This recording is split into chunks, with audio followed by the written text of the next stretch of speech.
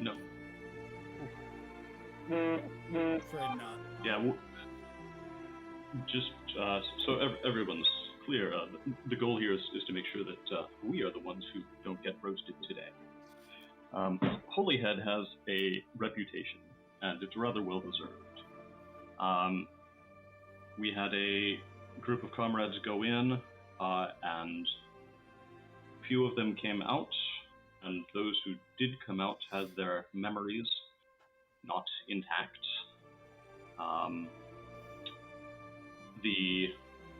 There's a powerful temple in the town, and the prior of that temple is some form of evil magic user, and I keep hearing references to fish lizard people, and apparently some, if not all, of the inhabitants of the town are under a spell of some sort. We're not entirely clear what kind of spell it is.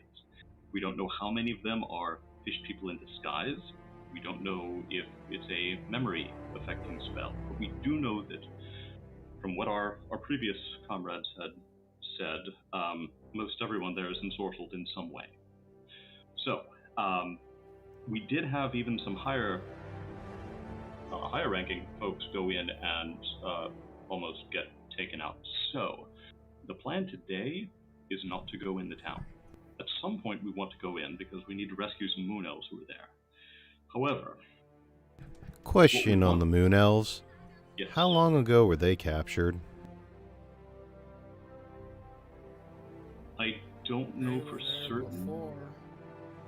They were there before. I know at least one is being sacrificed every day. Don't get me wrong. I respect the rescue, but odds of probability, do we think they're still alive? We don't know, honestly. And indeed, the goal for today is not necessarily even to attempt to rescue, because I think our chances of succeeding would be exceedingly small, and our chances of dying would be rather large. So the goal is to figure out if there's a way that we can hurt them from the outside, look at their logistics, and or see if there's a way, based on their logistics, if there's a way that we can actually smuggle in a party that would have a chance of success. Recon. Guerrilla interference if possible.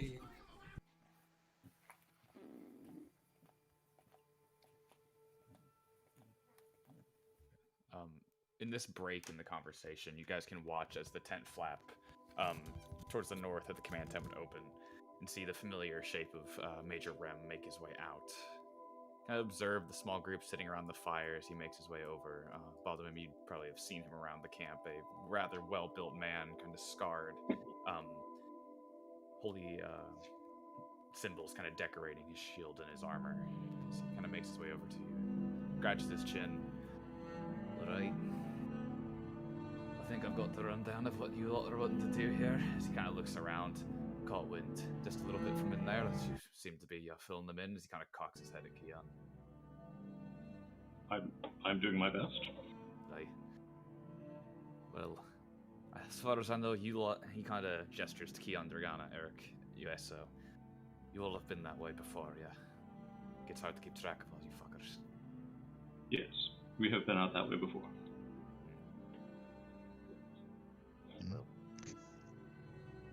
Well, here's the deal. He kind of looks over at Baldwin. New guy, yeah. We've had people go out there. The last time that a group, I'm pretty sure they probably have told you already, the last time that a group of ours went to Holyhead, they didn't come back. So if you're wanting to go out there, then be careful and probably listen to this lot, as I know these two have made journeys to that area. This one especially has gone further into one of the settlements, kind of points towards Dragana. Yes. Spent a few days in just south of Nathalar. Oh, cool. Just remember, whatever information you get, if you don't make it back, it's going to be fucking worthless to us. So, that's taps his head. Keep that in mind. Horses are still low. If you're going to need one, sure the horses would be more than happy to give you one. Or it's a pretty penny, though.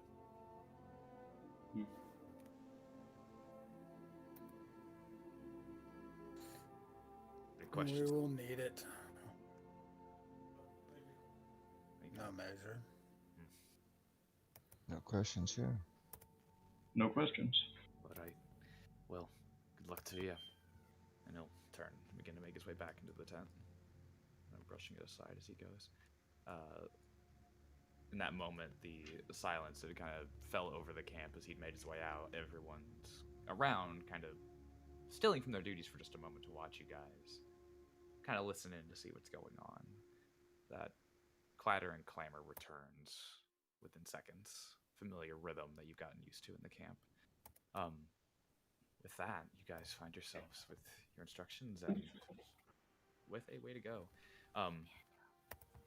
You would be able to rent a horse from the Horsons, as you guys are still without horses at the moment. 30 gold a pop. We can do that. Yeah. I would rather have a horse. Still the How still many? the same as last time. 30 gold a pop.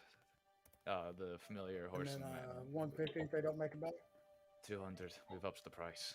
To the horse and would say as he kind of begins gathering the little the steeds for you guys. I'm sorry. What was 200? If it doesn't make it back, then 200. We're getting a That little makes more. sense. We've heard about your track record with horses, and we couldn't need these. Not my bloody track record, but I understand. I've come back with every horse Neither I've fought mine. with. I've already brought.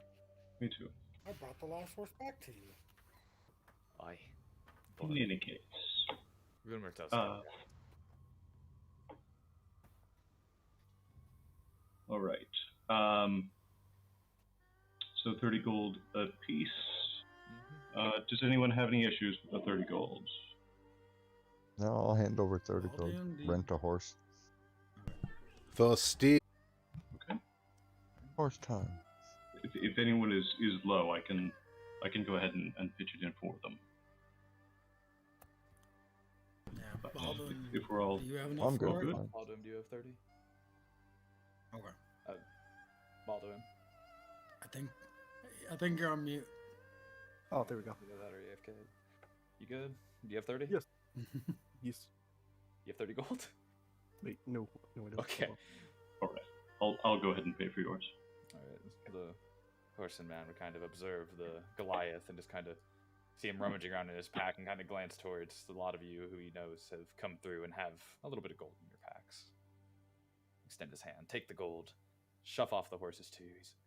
Alright, make sure this one gets back. That one's my favorite, as he points to the one that he gives to Baldwin.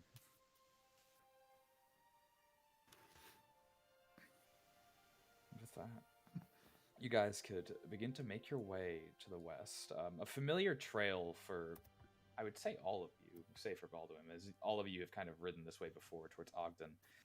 Baldwin, as you'd be setting out from camp, you'd presumably have come south from Cobb or somewhere in that area to make your way up to camp proper.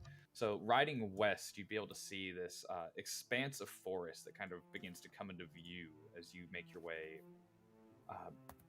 less than an hour from camp. Kind of initially you guys hit a major road, it looks like, kind of having to move through, find a way through a fence with your steeds or hurdle it in order to actually make ground proper as you begin to head west. Imagine the others would fill you in a little bit on the areas you're going to, considering this is entirely new to you. Eventually, as you'd be going, you would hit a small settlement that would be an hour and a half away from the camp. The scent of the forest would slowly fade away, replaced by the soft smell of petrichor and that kind of pressure in the air that accompanies a storm, as you can see clouds brewing on the horizon towards Holyhead. As you pass through the town, familiar to most of you, Ogden, a quick cursory glance about would reveal that doesn't appear to be anyone really around at this point in the day. Either made their way out, or they can sense the storm approaching, or something else has pushed them back inside for the day. You don't even see Davos's little stand that he has out in the middle of the square, kind of tucked up. Seems as though he's retreated somewhere for now. That's disturbing. Interesting. There's nobody at all. With your passive perception, a quick glance around, all of your passive perceptions, no, you don't notice anybody. It seems like there isn't anybody around at all. Mine 16. No, you don't see it. So, Do there seem to be signs of any violence, new recent violence since we were here last? As you look around, it doesn't seem to be like a scuffle or anything has gone on. No, it looks. You can see like faint drag marks where there might have been like the stand that Davos had moved, or something along those lines. But there's nothing that indicates like a scuffle. It looks like more routine kind of movement. Pickle, could I get you in the campaign, please? Oh, yeah. Okay. Aren't I already? No. Interesting. We're on mission for Holyhead, but I think the next party that comes through might want to look a little deeper around here if we don't get a positive sign since. That's true, especially since Davos has always been a very good... Exactly what I was thinking. Yeah, a good friend to us. That's, Huh. Well, I guess if we don't see him, then we'll go ahead and push on to the Stone Circle. I am kind of hoping that we run into Jericho or Esmeralda, because as he likes to leave cryptic notes, he is a watcher, and he sees everything that goes on in this area, and so he might actually be able to give us a jump on the sorts of logistics information we're after. Have we passed Hammer's Shrine yet? You have not passed Hammer Shrine yet. It'd be a little further in, kind of closer to the Stone Circle, not quite this far in towards the camp. Even if he's not there, I'd like to pay respects just briefly along the road, toss a coin into the pool. Okay.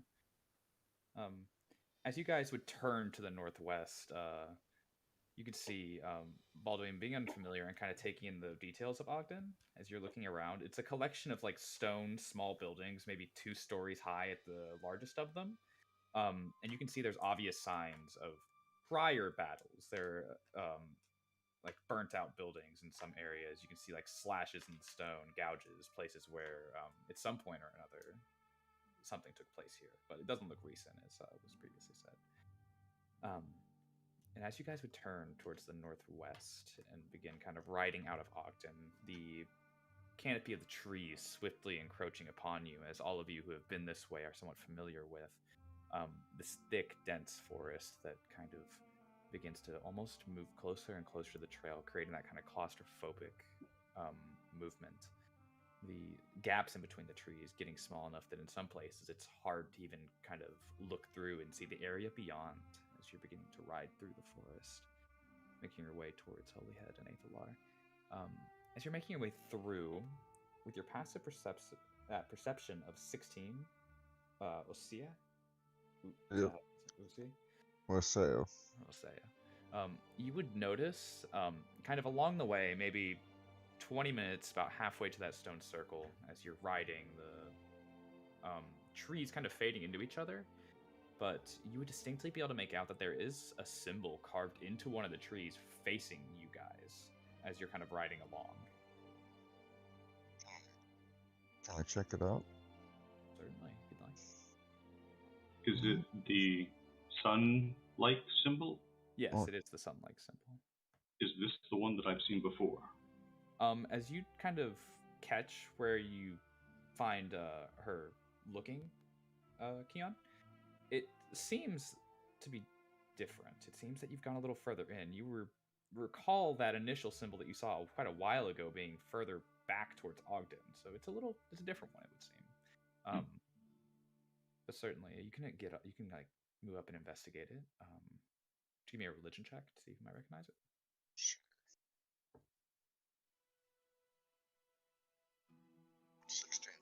16. With what little knowledge you have, and being a cleric, you can get the sense that this might be looks familiar to a symbol of Lathander. Mm-hmm. Would I be familiar with who Lathander? Like, who is Lathander? Well, I mean, if you can identify the symbol as his, then at least cursory. Well, I mean, I don't know out of character. Cursory, he is the Morning Lord, a god of the sun, god of creativity. Oh, okay, cool. Things of that nature. You would also notice, very similar, Keon, as you've seen her kind of move off the trail and begin to examine the symbol, that there is a, very similar to the first one that you saw, a small mound of dirt that has been disturbed at the base of the tree. If you want to check, there may be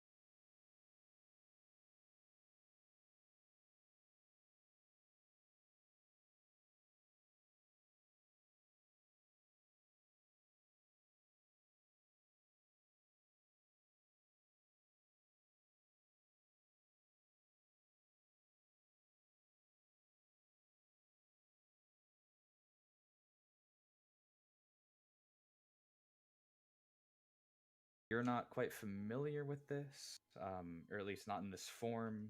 Keon had indicated that it would probably be holy water, so get the sense it might be. Not quite sure. And this will probably be useful for any fights against any future undead. He seems to have a particular, writer of this note seems to have a particular hatred of them. Well, is it all we find there? Yes, that would be all you'd find. Is the bottom of the hole would be, it's very loose. It appears the individual who did this did it in a hurry and doesn't seem intent on leaving too much behind, as you can't really even make out tracks of where he came from. Or anything along those lines as you look around. Yeah, okay. Well, I'll just pocket the holy water and move on. All right. And the note. As you guys would continue making your way further west, you see that the forest would briefly open up in that way that's very familiar to all of you who have passed through before, as you'd find yourself in that familiar standing circle. Balduin, having not been here before, you'd watch as the forest that has grown narrow to the point where at some places it was touching you on the shoulders on either side as you were riding through, would suddenly open up, and you'd see this very natural clearing in front of you, rocky embankments at the inner cardinals of the area that you're in. This sort of 5-foot tall embankment that rises up in the center with a set of standing stones that encircles. From where you're standing, you can faintly make out there appears to be a moon engraved on one of the standing stones facing you. It's a very clear area as the canopy that's kind of outstretched over the trail as well fades away, letting sunlight shine in. You can see that there is a dais in the middle of the area that has a small, like, almost table on it. The faint scent of petrichor still dominates. You can watch as the clouds in that break in the trees are continuing to roll in from the west. And certainly, as you make your way into the circle, you can see, almost waiting expectantly, is the familiar form of Jericho, who is standing at the dais and just kind of drumming his fingers lightly on the stone, as there's a small bit of flowers and fruit on the side facing you guys. Greetings, Jericho. I'll call out in Elvish and go over and place a gold coin on the other side. Hold on to you. Greetings. Kind of glances back. Some of these people I recognize, some of them I do not. As he kind of gives Eric a slight nod. Looks at Yes. you see. I nod back. Having seen her last time. We do. Hello, it's good to see you again. It's good to see you as well. And he kind of glances over at Balduin and kind of cocks his head to the side, glances at Keon. Sometimes I need protection. Balduin is a newcomer to our camp, and we are bringing him out to show him the sights and to give him some experience out here. Break him in, so to speak. Indeed. He glances back and gestures the Goliath forward, most curiously. Please, Balduin, approach. This is our friend Jericho, one of the moon elves who dwells in this area. Yes, he is a good man and trustworthy. So you are. They- friends, I see. See, Jericho for a moment would hold up a couple of fingers to his throat, Keon. Mm-hmm. Drop them, and I would consider myself a friend of your people. See, observes Balduin. And your people are friends to me. And he just continues to eye you for a moment as he can watch the others approach behind him. And what brings you this way again? The ruins are, well, for the moment they have settled. That is good. We were planning to head towards Holyhead. We know that they had taken some of your people, and we do not currently have the strength to confront them directly. We were considering the benefits of an indirect approach, perhaps attacking them from their logistics. If they had any weaknesses with materials moving in or out, that we could either weaken them or use those to plan a strike with a stronger force. If we disrupt their supply chains, we disrupt them at the core. Indeed. An army can't fight on an empty stomach and with no ammo. So if we can figure a way to get that, no. We wish to begin adding straws to break the camel's back. What is your thought, friend? As he looks towards Use, kind of having heard you trail off for a moment, he cocks his head. You seem to have the right Oh no, idea. I was just starting to ramble about logistics and stuff. I started to have a couple of good ideas. See if we can find out where the source of their is how they move their food. Usually packing caravans aren't that well guarded. I've been on a couple of, well, missions of that sort myself, and usually you just set explosives in the road, set a small strike force to the side, and just any caravan that moves through that looks like it might be beneficial to the enemy, you blow up or attack. If you could set up waypoints along well-known paths, you could disrupt them quite a bit. If I may, I am no mage. I'm a simple warrior. Would you know of any bridges, passes in the melee, narrow points that would be easy to disrupt and highly inconvenient for anyone who depends on that passage? There is one pass further ahead. There's a bridge that sort of connects this area in the forest to the far side, towards Aethelon and Holyhead. From what I understand, I have not spoken with my sister. She was following a group of your friends that went that way. And Is your sister the one that cannot speak? you saw her then. Or does not speak? She does not tend to. Yes, I met her in Aethelor. Very nice. Very nice lady. So, the bridge, it would have been a major point, I believe, if Holyhead was attempting to hold there or making a push back this way, they would want it. If you have been that way, then I assume with the effectiveness that you have showed me that it is no longer under their control. It is not. Your sister was guarding it whenever I left Aethelor yesterday. We took care of the Holyhead members that were there. Who, by the way, shot silverware at me. It was very unfortunate. That's awesome. I got Mystery Men in my head now. He shot silverware at you. Yeah, for some reason I don't know what happened to the cannonballs that were there before, but they were gone, so they shot silverware at us. Oh gosh, Pirates of the Caribbean now. Right? A new invitation to dinner, I see. It doesn't sound very effective.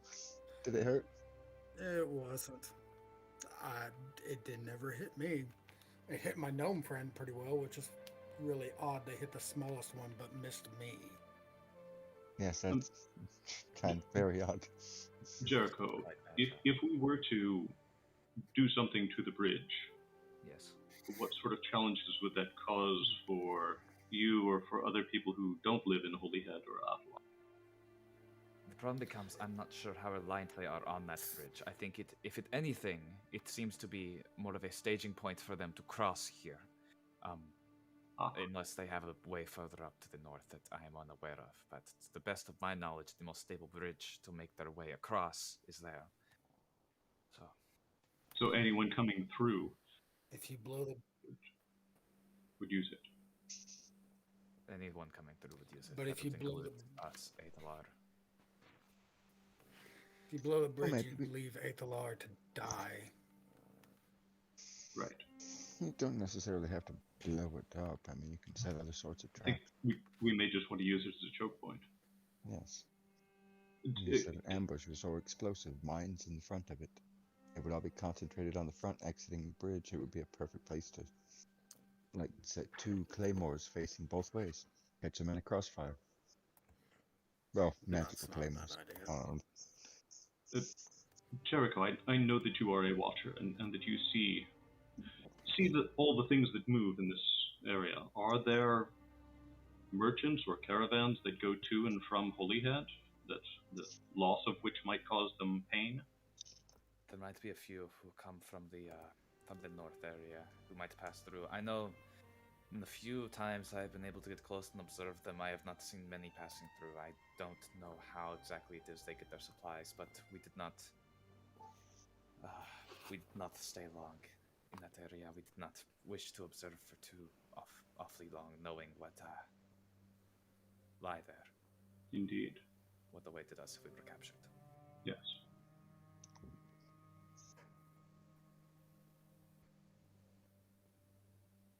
Well, that then may be the best place to go, to the bridge and see what can be seen. Yes, and see what we can possibly do. But it sounds like any caravan that would be going to Athalar would also be using that bridge. Is that correct? Yes, that's correct. Sounds correct. It depends. If it is coming from this way, as he points to the south, then it would cross there. If it's coming from Ogden, it would cross there. But if it's coming from further south towards Codfin, then it would pass. There's a road to the south that leads into Aethalar. Like similar to how there is a road to the north that leads into Holyhead, and from the south as well. Right. It is an odd situation. Indeed. And my people weren't exactly warlike. Indeed.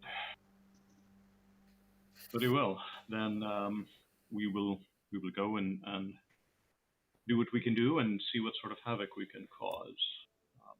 Hopefully, with the end goal of aiding you and your people, if there are those there who yet live.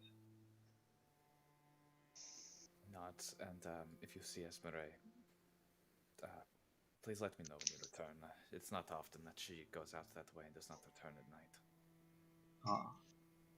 I most certainly will, and I will keep my eye out for her. Sorry, what was her name? Esmeralda. Esmer. Okay, got it. Well, we'll certainly keep an eye out for Esmer as well. It's not good to be outside this alone, especially this late. Ahmad, kind of glance up towards the ruins. I'm going to see what I can see there, and he shrugs. See if there's anything left for us there. Good luck, my friends. He looks back and just nods to you. Thank you. Many thanks. Good luck to you too. Farewell. May the gods shine upon thee. That. Would you guys like to just push west? Yes. Sure. Yep. You kind of ride out the forest just as quickly as it had parted, revealing the stone circle. It would then rush back in to surround you, thicker and denser on this far side of the stone circle as you're making your way further and deeper into the Durnal Forest. The road becomes little more than a dirt trail at some points. Keon, you'll recall that it was around this area that you guys initially got lost the first time you came out here. Mm-hmm. So if you would, please roll me a survival check. Somebody. See how it goes. It does get a little dicey here. Can I give them guidance? Who's got it? I mean, +2. yeah, I have a +2. So I'll do it. Why don't you take it? I got plus. Go for it. So I got a 9. Okay. Give him guidance. And guidance. D4. Oh, D4. Yeah, add a D4.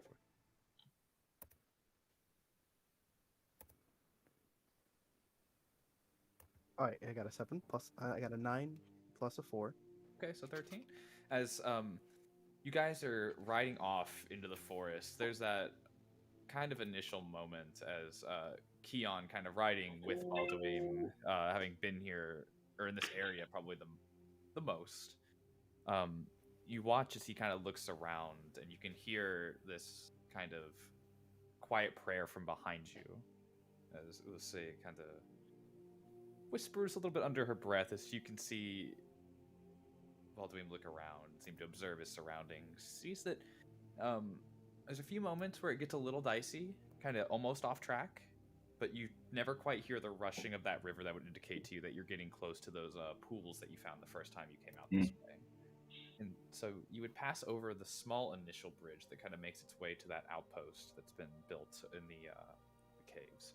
Mm-hmm. And you pass by, you'd see the small wooden walls that have been erected there, the beginnings of an outpost.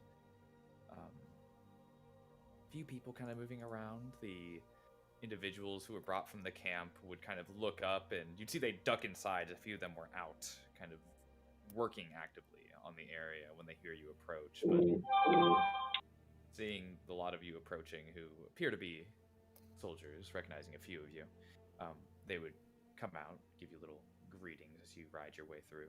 They look like they've been doing fine for themselves. There's a little bit of markings on the walls they've erected, but nothing broken in or anything terribly destroyed. You don't glance around, and past perception is 16. You don't see any graves or anything of that nature to indicate that they've been under a heavy attack since the outpost was established not but a couple days ago. And further west you could ride until the rushing of water would kind of fade in slowly. The little sounds of the forest fading just as quickly as they'd come. The light that had been kind of faintly streaming through the canopy would swiftly dissipate as the clouds would fully dominate over the sun now. For those of you who have been here since before the moonwell, it's almost reminiscent of that darkness and kind of uncommon in the area as storms are not quite have been rolling in every day. As you'd eventually watch as those of you leading the front, Baldwin and Keon, I imagine, with the survival, and Keon, you being kind of familiar with the area, hear the faint sound of rushing water that would be kind of overshadowed slightly by far-off thunder. And you'd be able to pull out and see that there is a bridge, maybe 30 feet wide, that spans this massive river. On the far end of it, you can see what appears to be the ruins of a camp. You can see there are barricades that are broken and busted in. You don't see any of the cannons. There are a couple of what look like husks of what might have been cannons at one point, but the metal is blown into pieces, and in some places it's peeled back into itself. As you'd make your way up, you could definitely see there is a scattered fork or two that's lying on the bridge or about, as you guys would kind of begin to make your way across. Dragana will point it out. I care less about the cannon. I want to look for powder. There wasn't any here the other day when I came through. I would just point out and be like, that's what they shot me with silverware from. Can't blame the Viking for trying. So, give me an investigation check, Eric, as you guys kind of ride across, can look down at the water, and make your way over to that little campsite, or what remains of it. Right. And do we see anything? Anyone? Roll perception check, Keon. 9 on investigation. It flirted with crit, but then it went to 8. That'll happen. 13 on the perception. 13, you said? Yes. Shit, I was muted. I'm sorry. Oh, I was trying to give him guidance. Yeah, what you want? I'll take the guidance. A little late, but it's okay. As you guys are making your way across, kind of glancing about, you don't initially see anything. It's a calm sort of area. The river not quite as raging as it was when you were last here, Dragana, a couple of days ago. Eric kind of making his way ahead and starts rooting about. You can see, Eric, that there's a little bit like pinches of black powder that are still on the ground that might have fallen out whenever they loaded these cannons. As you can take a look at them and give me an intelligence check, if you would, just a flat intelligence check. With advantage because you are a sailor, I imagine you might know what happened here.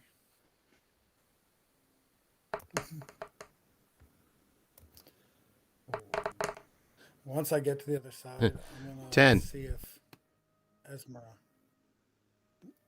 With your 10, Eric, as you kind of observe the blown out cannon, kind of glance about at the scattered projectiles, got the idea that it, like you can see as you were making your way like closer on this side, that there are bits of silverware embedded in this wall of the bridge. You get the sense that there probably was some powder here when these individuals arrived, though obviously no cannonballs, so maybe a little low on the supplies. And they may have overloaded the cannons in order to attempt to compensate for these shall we say, lackluster projectiles that they had at their disposal. What they should have used wadding for, they wound up trying to use powder for. I'm kind of glad they did. No, agreed, I understand. It's just when I see a fool's mistake, I still feel, the poor fool. I'm glad you're fine, but, it's just... Or would the cannon have blown up in his face?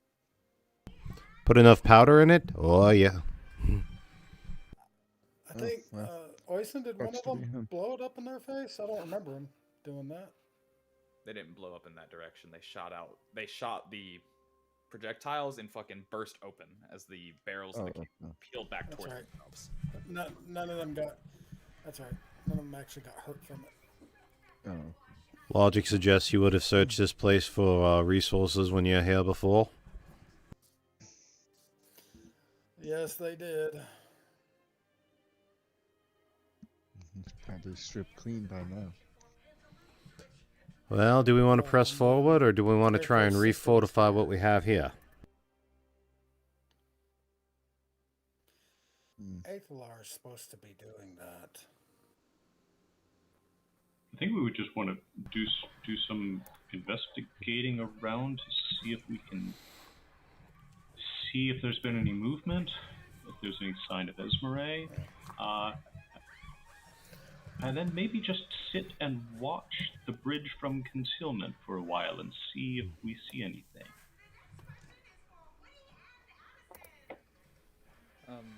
So yeah, those. You got. Go ahead, Pickle. No, I don't really have a better idea.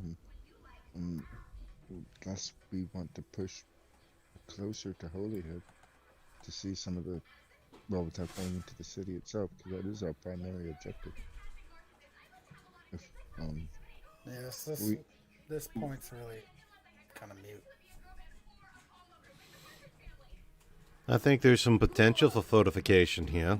We just need to get some people, some carpenters, and elbow grease. I'll definitely lend a hand.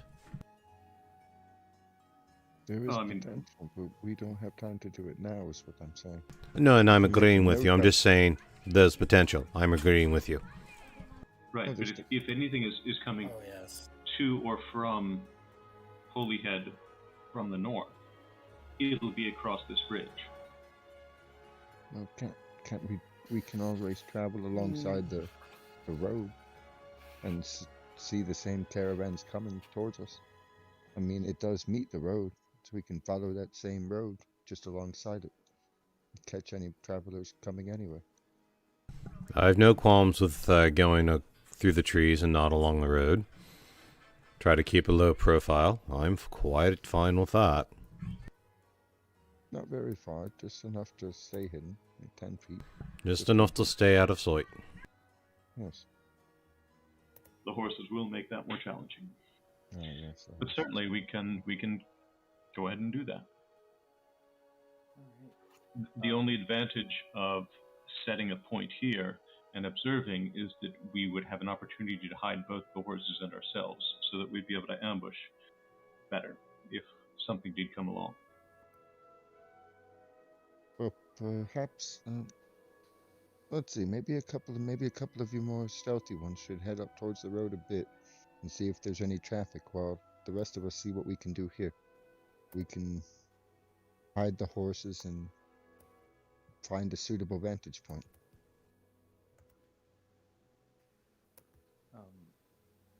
Very well. Well, I worry about splitting us, though, because given our strength, which is not great at the moment, sending a separate group would weaken us even further. All right. I think we should make a decision. We should either all go towards Holyhead further, or all wait here. The mission, if I may, the mission was reconnaissance. And yes, I understand there was a secondary assignment of try to cut lines and guerrilla tactics if possible, but reconnaissance was our mission. I'd say let's recon. That's my vote. All right, that sounds good. So snobby. Baldwin, while all this is going on, as your friends are kind of talking and discussing, kind of laying down the groundwork of a plan, what would you like to be doing? What are you doing? I'm kind of just mesmerized by the silver on the wall, kind of playing with it. Okay. It's Find a railed in bloody there pretty fork good. from You an can gnome. kind of break it off. Yeah. You see there's like splotches of blood in various areas on the bridge. Silverware scattered about it. Rub my fingers on it. Is this ketchup? No. No, that's gnome blood. Oh, I'll just take a look around and make sure that no one is coming up on us. Roll a perception check. Okay. Is this your first battle? well, kinda. Yeah, I haven't been in many battles actually. 19.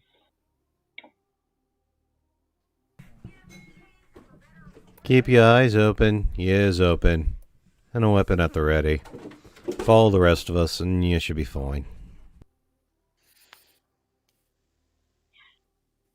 Yeah, with a 19 key on, as you kind of glance around, you can see kind of tucked into the trees, almost like a cat perching on a branch of a tree,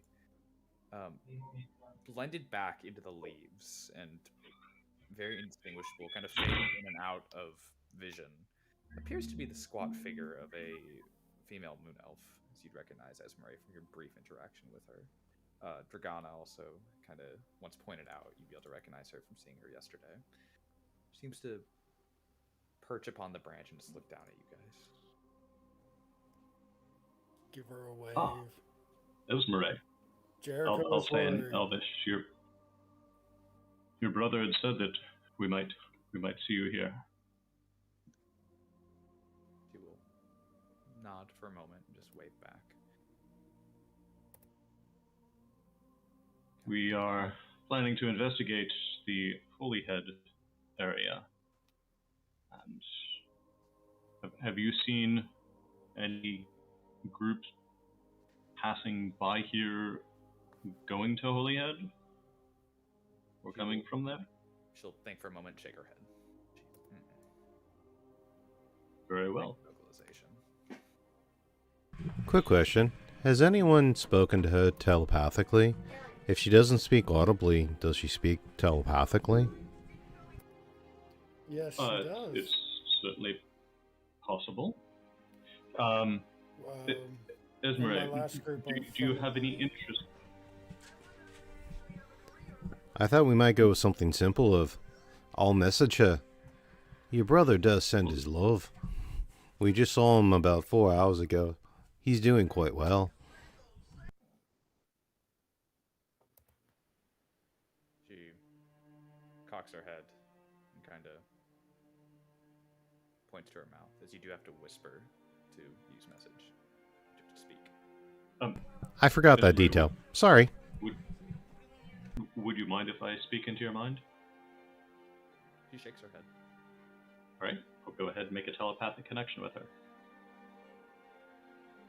And say we were heading to Holy Head. Your brother said that we might find you here. He did seem a little concerned about your safety, and we just wanted to check in and make sure everything is okay with you.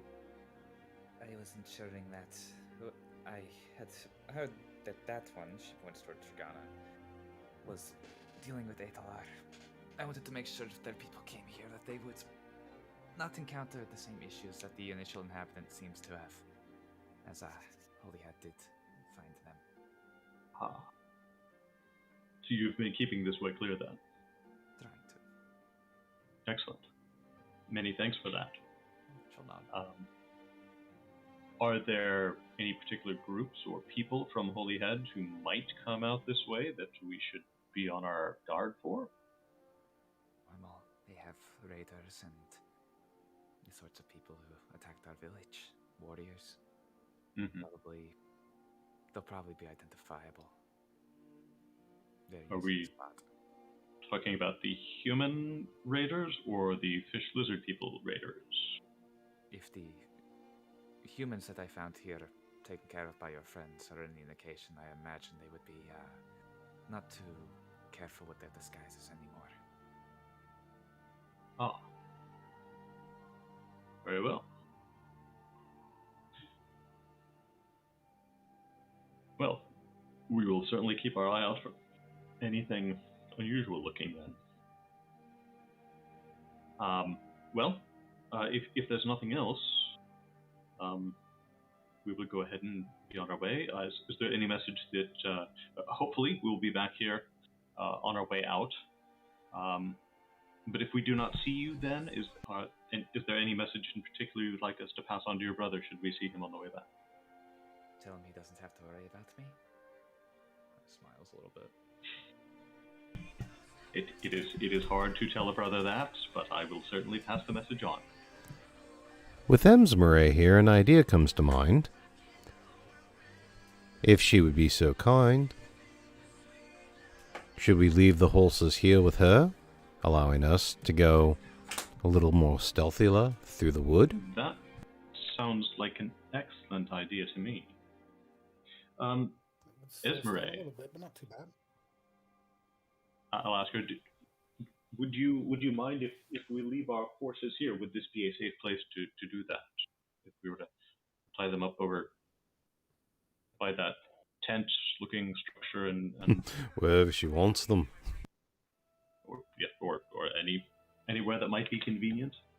I will ensure the safety of your horses. I did whenever your friends were fighting here the other day. Smiles a little bit. That would be a great boon.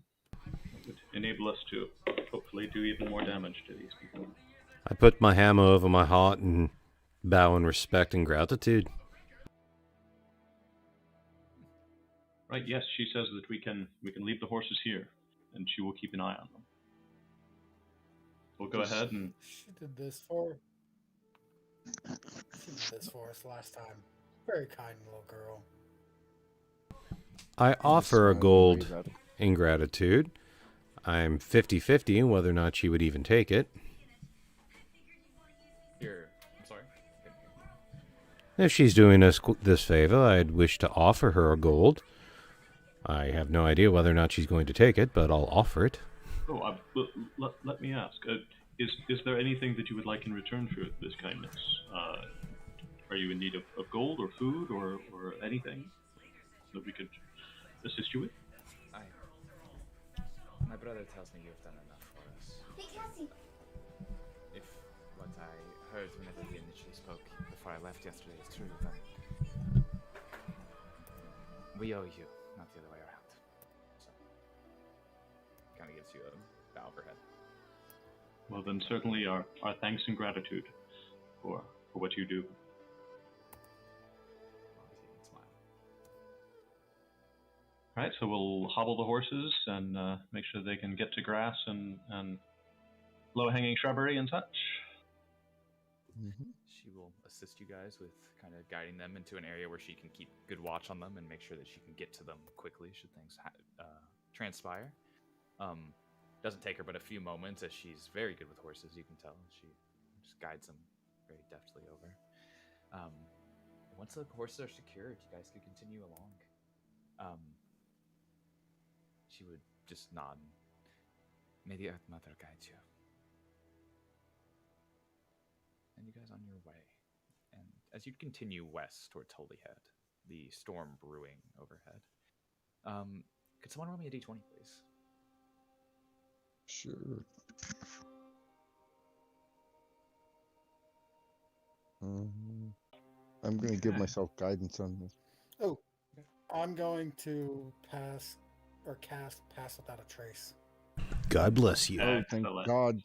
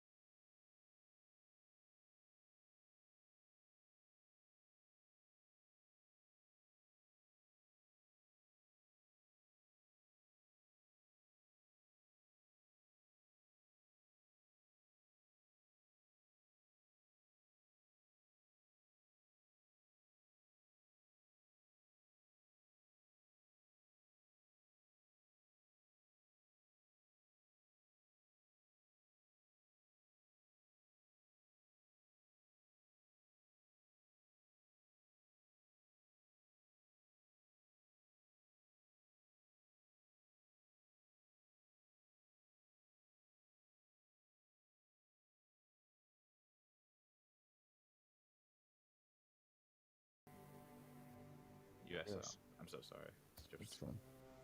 one of the few names Just I'm say us. Just say Aseo. Iseo. As you'd be making your way up with your passive perception, Mm-hmm. you'd be able to faintly hear the sound of movement up ahead, though it doesn't sound like it's coming directly from the road. And as you kind of crane your head and open your ears, it doesn't sound like the movement of a cart or of horses. It sounds distinctly individualized, right? Kind of out of sync with each other. There's this faint scraping of what almost sounds like metal along wood, and this garbled sort of speech that doesn't sound like any language that you can recognize. I'll kind of hold up my hand. Oh, do I You know, recognize this language? First off, what were you saying? I said I was holding up my hand and bring this to everybody's attention. Stop. Like everybody to crouch down and get even more hidden. Now, does anybody recognize that language? Dragana, as you listen in, your attention called to it by your companion. The language sounds familiar to you in that you've definitely heard it before. You don't recognize it, though. Right. Can anyone understand it? Oh. I don't believe any of you can understand it. Okay, I will go ahead and cast Comprehend Languages. Is it not deep speech or undercommon? No, it is not deep speech or undercommon. Oh, I never get to use deep speech. All right, I just cast Comprehend Languages, so that will give me an hour of understanding. Yeah. Make me a perception check to see what you can make out. It's still a little bit of a distance away. You know, Right. you're kind of having to open your ears. I'll say a Yep. quiet prayer and guide him on that. Okay.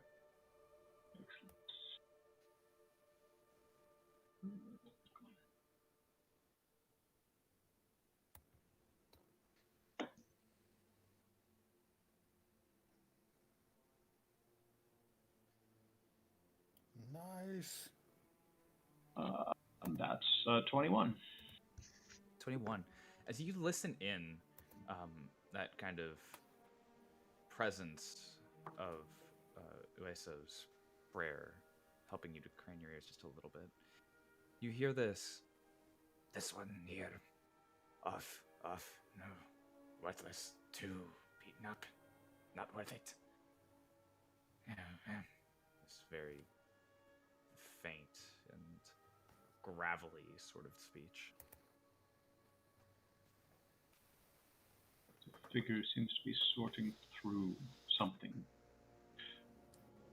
And I only hear, do I hear anything responding to it, or does it seem to be just a creature speaking to itself? You can hear faint further off with a 21, they sort of, not worth, no. This one here, yes. Good. Can we recognize the race and whether or not they're wearing armor of any kind? You cannot see them from here. You can only I think we need to move up and engage. It seems like they're picking over, I don't know if it's people or victims or something, but they seem to be looking at. I have no question with move up and recon. Are we certain we want to engage? Let's move up and recon and make an engagement decision. You gotta fight the urge here. Remember, this is an intel mission. Perhaps we should send Zion in first, since he seems to be the stealthiest, and he can. I'm only still. We can communicate telepathically, and we can use your ability to kind of glance over it. I'm not necessarily the stealthiest. Dragana may actually be stealthier than me. Oh. Okay. Yes, I am. Dragana, would you care to sneak forward and see what Will these things do. are? I'll telepathically connect to your mind. All right. What? Gotta sneak forward slowly. Give me another stealth check, please. You begin to make your way forward, kind of breaking away from the group just slightly. Oh, thank God. Pass that Still trace have still it. up, right? Yep. Yeah, so 30. 30. As you I'm make your not way forward, here. from the west, kind of in one of the tree line to the north or the south, it is entirely up to you which one you'd like to be coming from, as you guys had been able to pick that further back. You could faintly make out this clearing, and you can see what appear to be a pair of carts, sort of dingy, broken in. One of them on its side and completely shattered. You can see that there are a few bodies lying about in various positions on the ground. And as you'd make your way forward and kind of move through the trees, you can see west side. But Oh, either way, right. as you're making your way up, you can see that there are these somewhat familiar figures moving about in the wreckage, holding tridents, massive fins extending out, catching the little bit of rain that's begun to come down, masking your movement just a little bit further, accompanying your pass without a trace. You can see one of them reaches down and just kind of picks up what appears to be a body and just kind of holds it up and sniffs it for a moment and then just tosses it away as the other just kind of walks up and jams the trident into one of these corpses and just kind of drags it back a little bit, cocks its head. You can see two from where you are currently, but with the passive perception of yours is 10, correct? Or is it 14? 13. 13. You can faintly make out, it's hard to tell, but it sounds like there might be more. You can hear movement further within, and that sound of wood being scraped by metal is still there. And it doesn't appear that either of these things are like dragging their tridents along wood or anything of that nature. Telepathically let. Who was it that set that up for me? I'm sorry. Me. It was me, Theon. Oh. Okay. Telepathically tell Keon. I see two. I hear more. We could. He sees two of the creatures and hears more. Do you think we? What is your assessment of the situation? They're just looting and killing. This is a recent raid. From the looks of it, they're killing there what still live survivors they can victims? find. Not that I can see, but then again, they just killed one.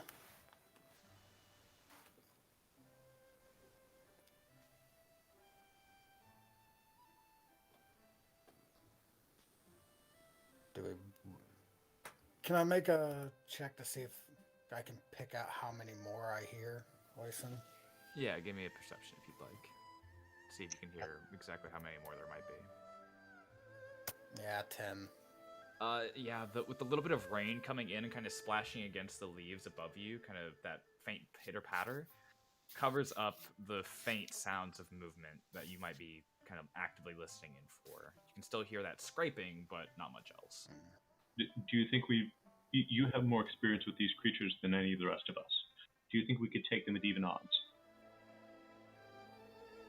Oh, yes. All right, These are not then that difficult to deal with.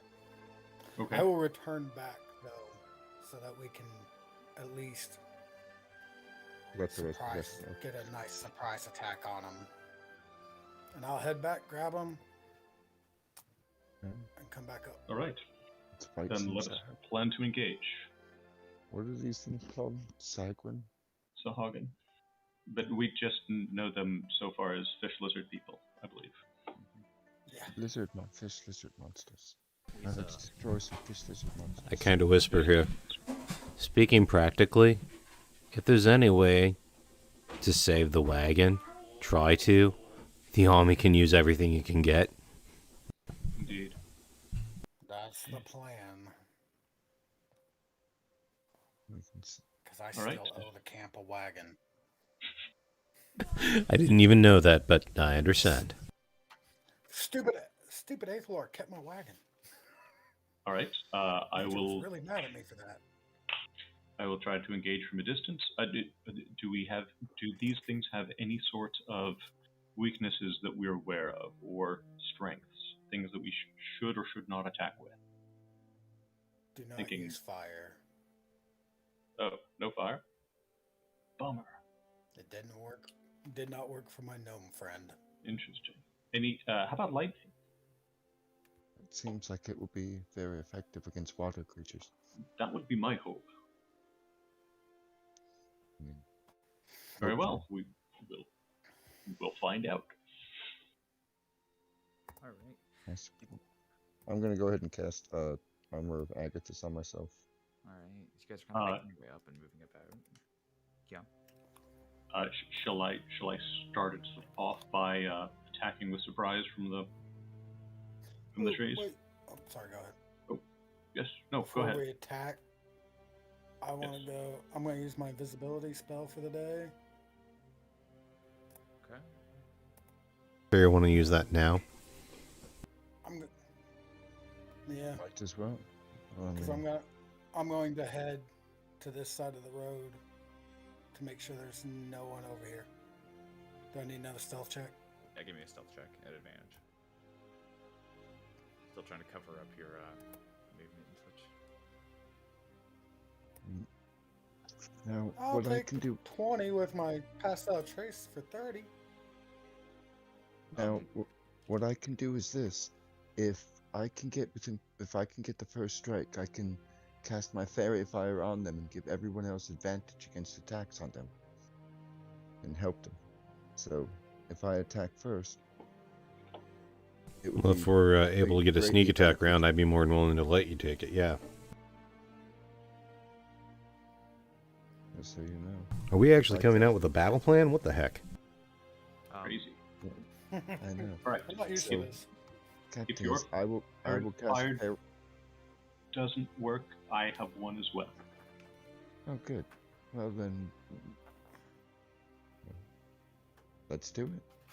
All right. Alright. So I have my Armor of Agathis cast at 2nd level, so I have 10 temporary hit points, and I will sneak.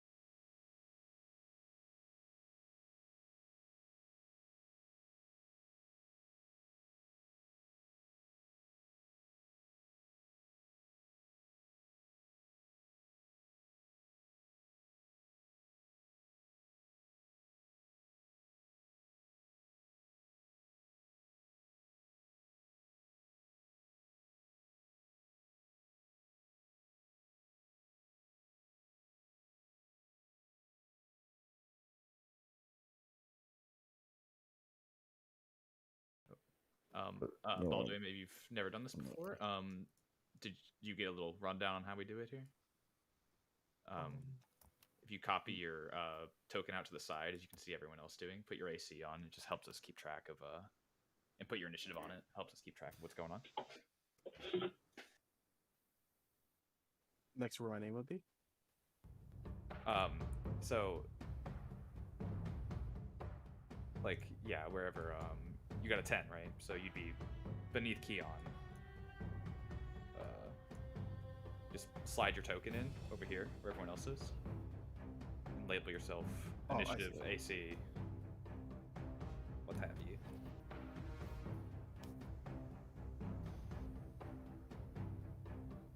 And Uwe, so where are you on the map currently? As your token isn't there. You kind of moved forward. I was up there with the rest of them, yeah. So I could have gotten it inside. So you probably would have gotten about here, yeah. Twig Broken the snapped tree right, line. right when I snapped the twig. Yeah. All right. Top of the order, you'd see these things kind of Dragana, still in your invisibility, see these two lumbering forms make their way out from around the cart, observing what's going on.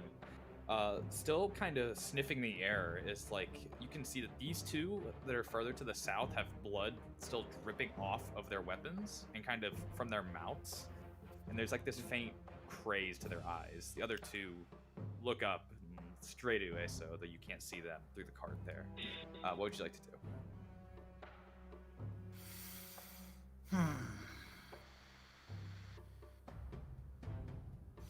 Well, crap. I gotta see how far it is. It's 25. That's 15. Yep. As far as I'm gonna get this round. That sucks. Okay. I'm gonna come around here. Take a strike at Bruce. All right, This advantage is the fairy better flare. not go like the last time I had to fight Bruce. It did not go well. Yeah. 18 for the first one. That'll hit. Well, yeah. The advantage wasn't any better. And then the second hit, natural 20. Those will both hit. Nice. 25. Crit! Get him. So first it's 9. 9 plus 6 is 15 Okay. damage. Mm-hmm. He's still up, Oh yeah, he's still up. I'm guessing. Yeah. Yep. Okay. Flurry of blows. 17 Hits. and 18. Yep, both hit. 7. For another 11. For 26 total.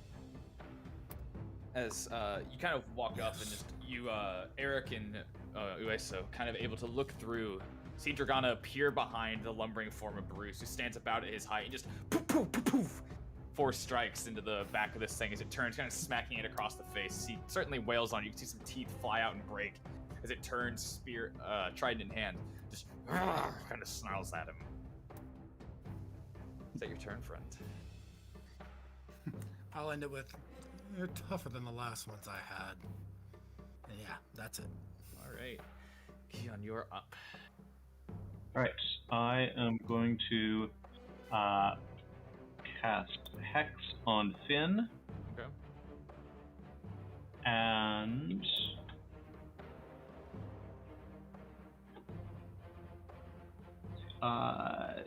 then disadvantage on strength checks, and I'm going to cast Mind Sliver.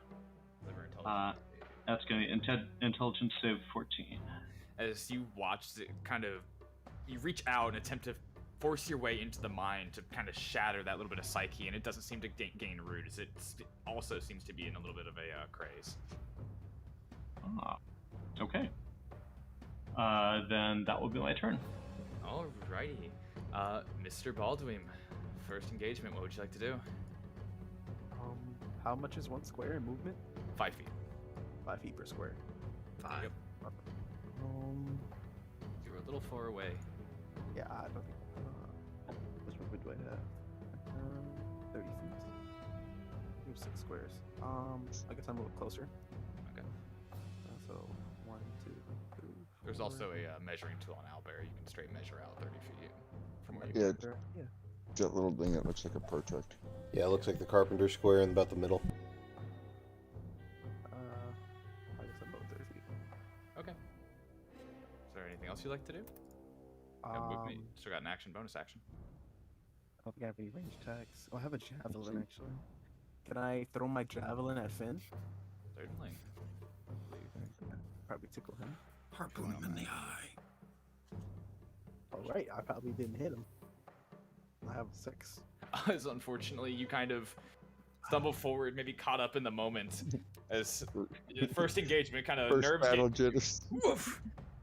Go to chuck it, and it poof, lands into the wood right next to where Finn is standing. He kind of looks down at this bit of the javelin, turns back towards you, and raises its spear menacingly. Is that your turn? Yeah, in my turn. All right. First off, Finn is going to make his way towards you, Baldwin, having just had the javelin chucked at him. And he's going to make 2 swings at you for a natural 5 and a natural 1, neither hit. As it kind of attempts to pierce you with the spear, but kind of watched it pings off of your armor. It doesn't quite gain purchase. Bruce over here with Dragana is going to return fire in kind against you. Same thing. For a 17 and a 8. 17 hits. Right. You will only take a total of 7 piercing damage. He jabs the trident into you. You will watch Still just as over here. Last group. Over here, Mako will move his full movement. Get him about here. And he will fucking chuck a trident at Eric. I haven't even moved yet. How's he know I'm here? Look up, it's all you, friend. You're a little big. It's the perfect rain outline of your body. It's me mother's fault. She kept feeding me. Poof, slams into the space between you and Ueso. Doesn't quite gain purchase on either of you with a natural 9. Tiger over here is going to move up, and he's going to, seeing his one target, he's going to move up and attempt to give you a couple of pokies with the Trident, Brianna. Yay. For a 12 and a 16. 16 hits. Alright. That's going to be 14 piercing damage this time. With that, you find yourself a little bit surrounded. These other individuals moving up. Mako kind of, not only as it looks around, it seems to observe, it sniffs the air. Kind of faintly, not quite looking, but obviously sniffing you guys out in the trees. That'll be the end of their turn. Anyway, so you are up as this trident just landed in the ground right next to you, able to see the others kind of converging on Dragana up there. Alright, so what I'm going to do is, let's see, I'm going to cast my spiritual weapon right over. Bruce is the one I have advantage on, correct? Bruce is the one that has fairy fire on him, yes. Yes, I will cast the giant spiritual mace right over him. As a bonus action, I will attack with it. Alright. So that will be...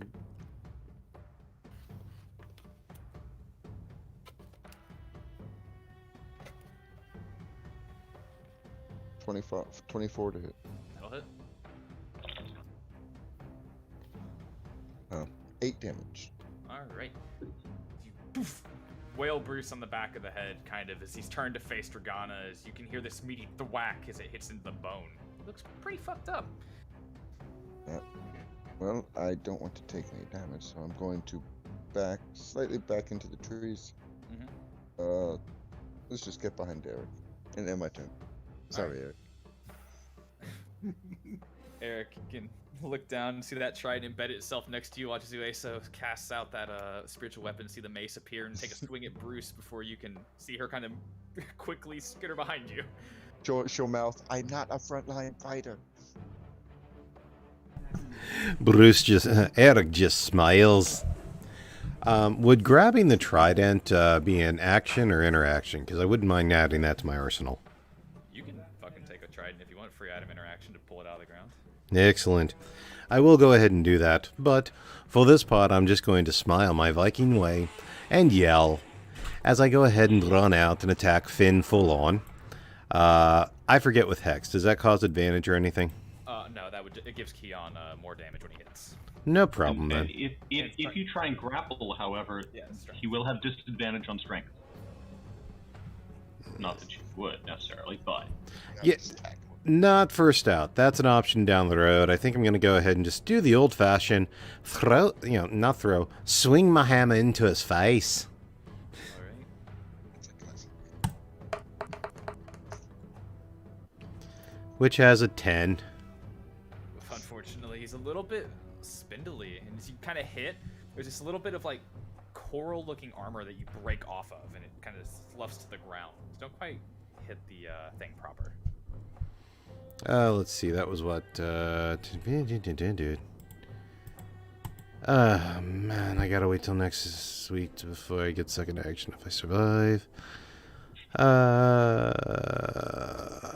That's... I'll draw attention away from my new partner, so I'll just stand my ground right here. Okay. Stand your ground. Is that your turn? Aye. Dragana, top of the order, so you look around and have found these things converging on you and kind of coalescing around you. Very similar to your excursion last time in the caves of Aethalar. But looking over, you can see the others kind of pushing their way towards Eric and Balduin, who have poked their way out of the forest. What would you like to do?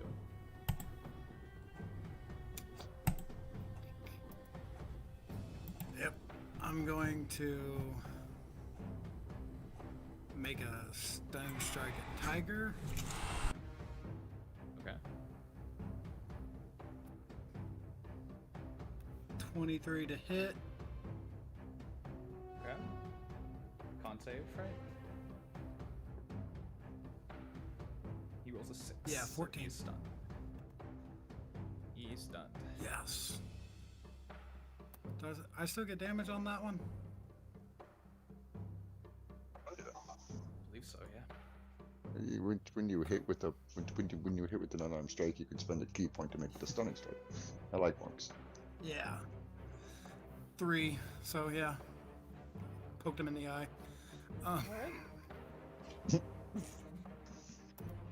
Then I'm going to continue hitting Bruce here while he's still standing up. Okay. Oh, 13. 13 will not quite gain purchase, unfortunately.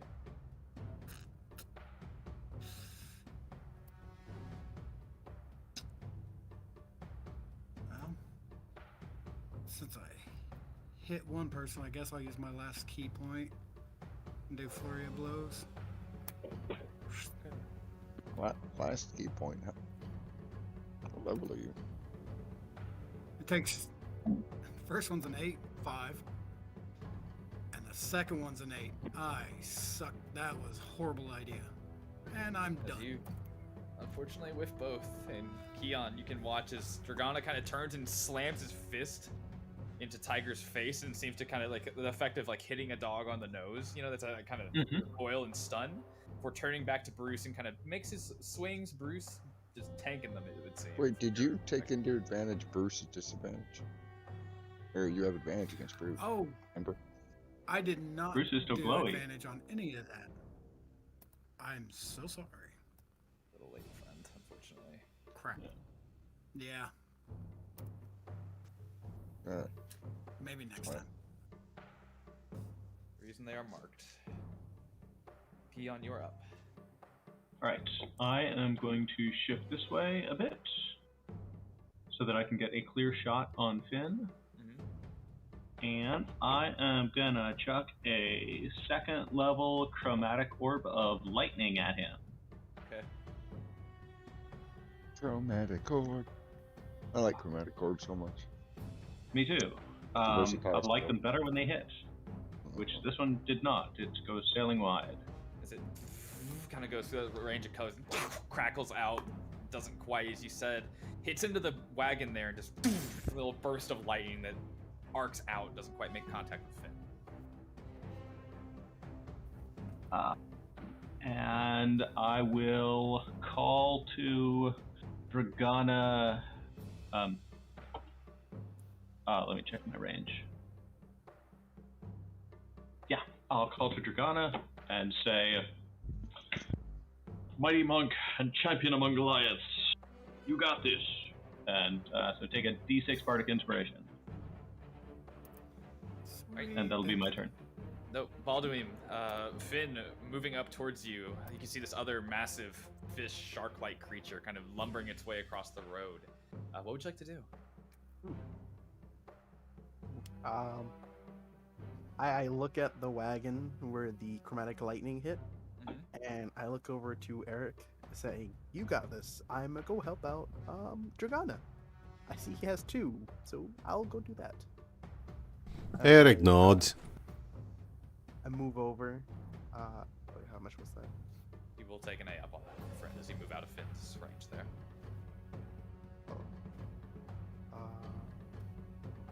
Is that take a? He hits me. Yeah, he would go to hit you. Okay. Is that okay? Yeah. All right. He would go and he would lunge forward. I believe that's a 17. Doesn't quite gain purchase. Thank you. I move 10 feet away and I point at Bruce Mm-hmm. as bells fill the air, casting Toll of Death. It was like canteen. Cantrip? Yeah. Yeah, Wisdom save? What's your save? How would I see my save? Did I just roll? No. For next to your what your damage would be, like straight to the left, it should say if you're in spells, it'll say like wisdom what the save would be. She spells. 13. 13. Unfortunately, as you there's that faint clamor of the bell from Toll the Dead. It doesn't quite seem to affect us. It's either not listening or it couldn't hear it. Then I'll end my turn.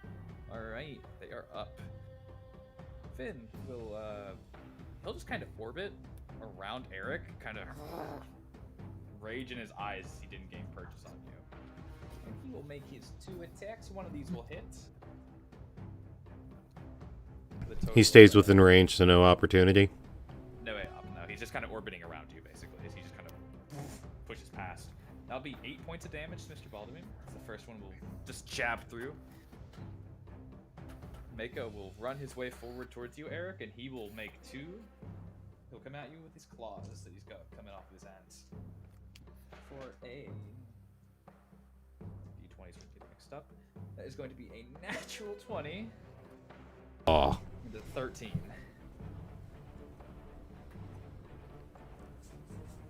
Well, 13's gonna miss.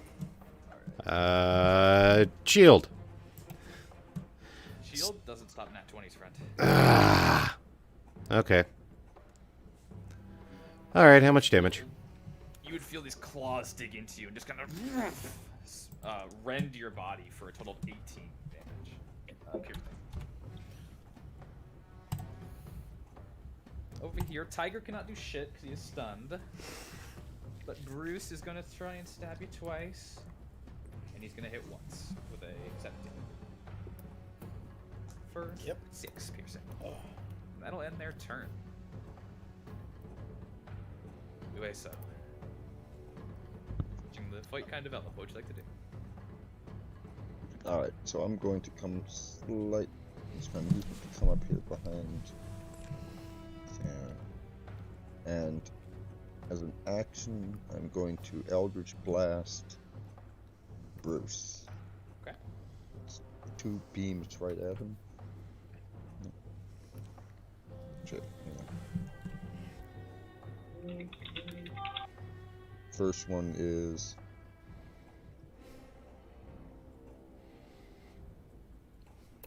20 to dirty 20 to hit. That'll hit. Total of 5 damage. Second beam.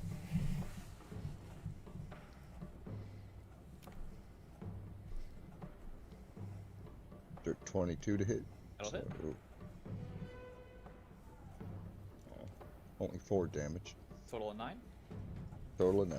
You'll watch as the kind of 2 bolts of the Eldritch Blast will sing out at the same time and streak across the arena past your spiritual weapon and kind of one after another plink into Bruce's head as he would slump forward and onto the ground, his blood spilling out and coating the ground, the grass.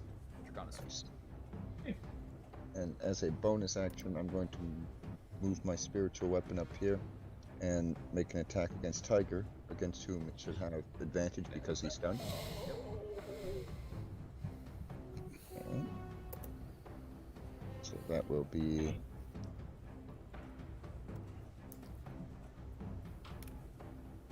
come on, crit. What was the first one? 18. You hit it. 18 to hit. Yep, you got it. 11 damage. All right.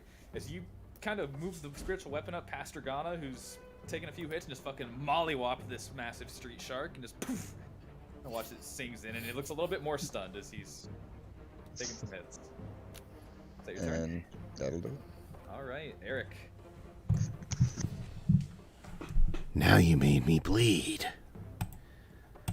So he's going to take his hammer, and he's going to, right between Musco and Finn, cast Earth Tremor right between the two. Look at the specs here for you, which has a dex of 11 save. Okay. And each creature in that area of 10 feet must make the save. On a failed save, creature takes 1d6 bludgeoning damage and is knocked prone.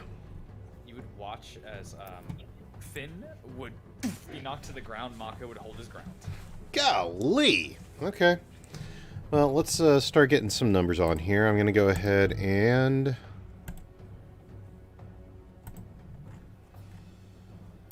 I hate doing it this early, but we'll go ahead and action surge, and then I will go ahead and then drop the maul.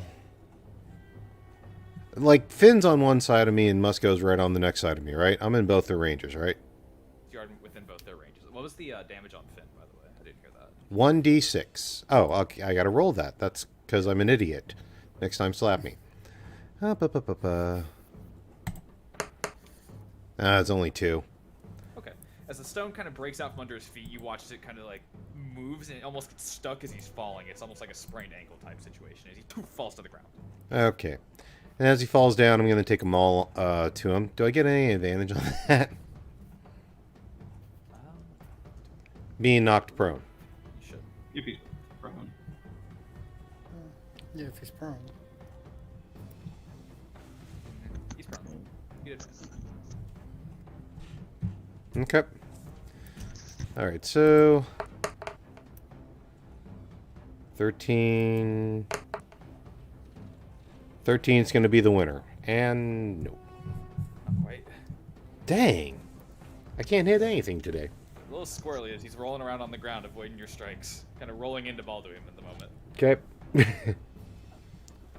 I'm not going to give him an opportunity attack, so... End turn. Alright. Dragana, with one of your targets dispatched, Tiger's still in front of you and stunned for the moment. What would you like to do? I am going to... Crap. I forgot to check how far it was. So there. Yep. Okay. Step away. Up over.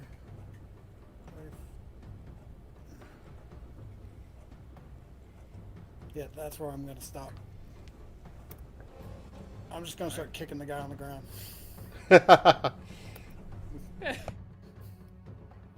Well, his foot is so much closer to it. Oh! 13's the best on that first one. 13? Well, that misses. Unfortunately not. 13 misses, yeah.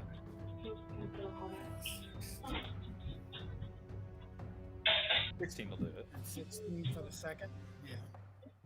Mm. Restomp the groin. 4 damage. 4 damage. You can stomp into the about the shin area to maybe break the leg. Stamp down. Doesn't quite break it, but there's some pain there. There's a little bit of a writhe out of this shark thing. Is that your turn, friend? I'll warn the rest of them. He's about to head this way, and that'll be it. All right, Keon, you are up. Right, Keon is going to head out here. He's going to flank Mako with Eric. And so he is going to cast Green Flame Blade, and we'll go ahead and jab with his rapier. All right.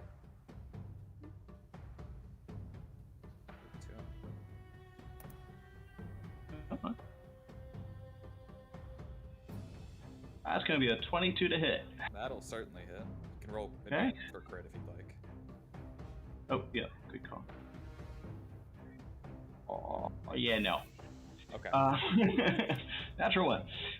So the rapier does 7 points of damage. All right. And the hang on. And Green Flame Blade does an additional 6 points of fire damage to him. So if that's reduced at all, it's that.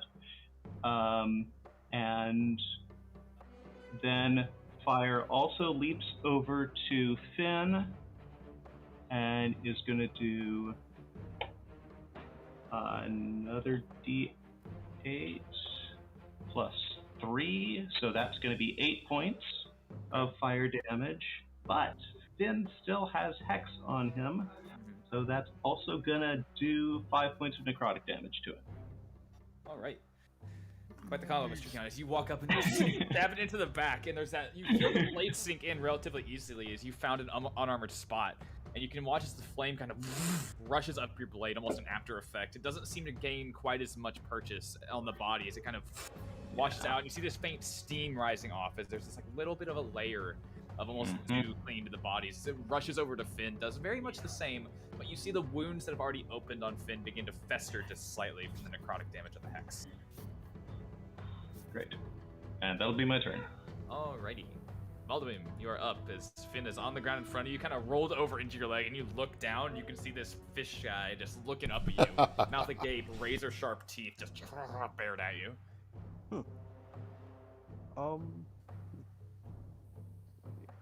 I will look at where he hit me at, and I would say, "You are not my friend." And I lift my scimitar up, and I swing it at him. All right, you have advantage, so roll twice. Okay. Wait, that's the wrong one. That's the wrong rule. The first one's 18. Do I roll again? Yeah, go ahead and roll, see if you get a crit. And 11. The first one will do it, as you just kind of swing down and almost kind of like almost a Darth Maul type move, stab down into the ground. I hit him for 8 damage. All right. Returning the favor. Yeah, as you stab it through, don't quite get any vital through the shoulder. Bonus action or anything?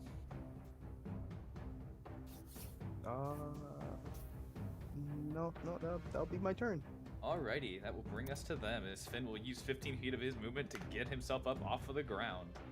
He'll kind of, and having just felt Baldwin stab into him, he will return the fucking favor for a 2 and an 18 as he gets past your armor.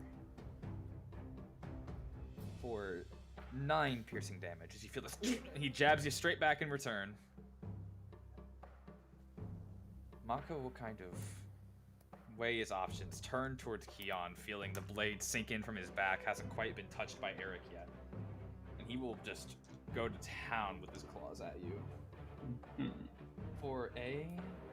First off, he's going to claw for a 19?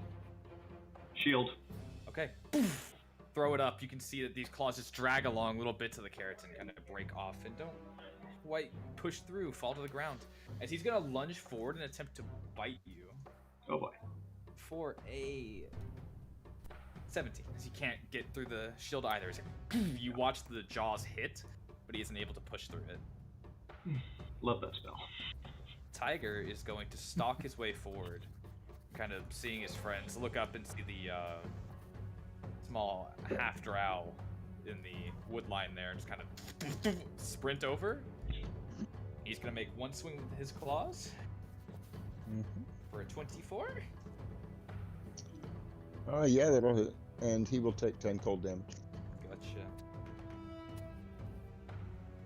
How much? Swing. How much does he hit for? That'll be a total of 8 slashing damage. Nice. I still have 2 armor Wagons left. And he will follow up with a bite. Please hit me. For another 19, for a 19 this time, sorry. That'll do. That'll hit, and he'll take another 10 cold damage. All right. As he seems to just, you can look in the eyes, Ueso, as he's trying to get at you. He is fucking in a frenzy, it would seem, if you knew anything about sharks.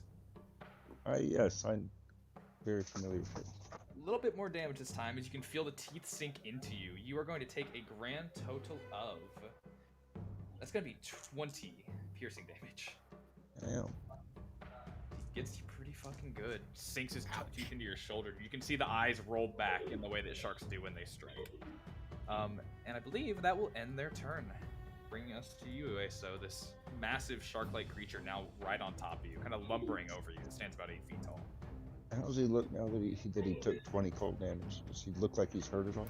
You can see that there are like these icy fractals that have kind of extended back along the face and are sinking in, and he seems a little bit lethargic almost from being hit. It's like his teeth are sinking in, but you can feel the grip loosening even as he's biting you. Okay. Since I didn't like being hit like that, you see Azao's eyes are just gonna kind of light up in fury as you put your hand on his chest and cast a 3rd level inflict wounds. Okay. So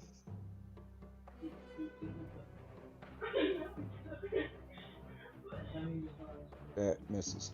10 hit. Yeah. Kind of reach out and you touch this little bit of coral that makes up the armor. Fuck. Can't quite get him, unfortunate. Oh, that's fucking great. Well, as a bonus action, I'll just try to attack with my spiritual weapon on him. Alright.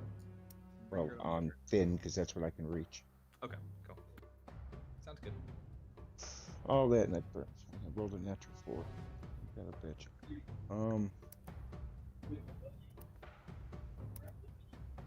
Sorry, spiritual weapon is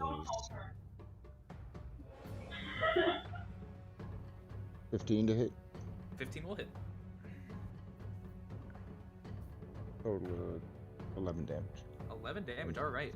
As you float the spiritual weapon over and just kind of ping Finn on the back of the head, and he kind of doubles forward, his head rocking and kind of bobbing in front of Alduin. Needs to be barely standing. Is that your turn? Oh. Yeah, that'll do it. Alright, Eric, you're up. Okay, flanking rules. Musco, I get advantage on, right? Mako? Oh, sorry. Alright, I kind of turn back to my allies behind me and just say, finish off Finn! And I'll raise my maul against Mako this time.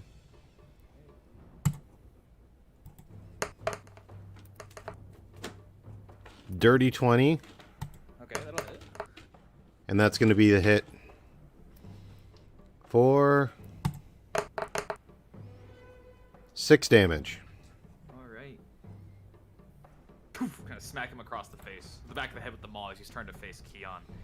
Rocks him, but he's standing. I didn't expect much more. However, I'm not moving. End turn. Alright. Dragana up and kind of standing in between. Finn now up on his feet. Tiger in the wood line with Ueso over there. Your friends kind of converging on Mako. What would you like to do? How messed up does Finn look? Finn looks like he could, like a stiff breeze might blow him over. Cool. I'm gonna give him that breeze and punch him in the face. Hopefully. 22? For 4 damage. Yeah, that hits with your 4 damage. You kind of smack forward and just quick punch to the larynx area. As these things are still breathing on Landau, and watch as it like snarls and falls to the ground. As he certainly goes down. I'm gonna come over here and give a flank Tiger and use my last hit. Alright. Actually, no, I'm gonna use... No, yeah, I'm just gonna hit. Okay. That'll hit. 22... At the distance he's at, I'm not getting flanking, am I? The distance Tiger is at? Should be. Wait, so Yeah, you're good now. well, yeah. with Yeah. okay. Hey, wait, Yeah, so I'm definitely engaged with him right now. Yeah. 8 Yeah. damage. Okay, yeah. 8 damage. Poof! Ping Tiger on the back of the head. It's kind of like you're trying to get him just release the hold on you, so as he is still kind of straight on Very- her shoulder. Very painful. This is quite an uncomfortable predicament. Well, and that's my turn. All right, Keon. All right, I am going to use my rapier again. As my bonus action, I'm going to move the hex that Finn let go of when he passed, and I'll move it to Mako, and I'll use Booming Blade on him, my rapier.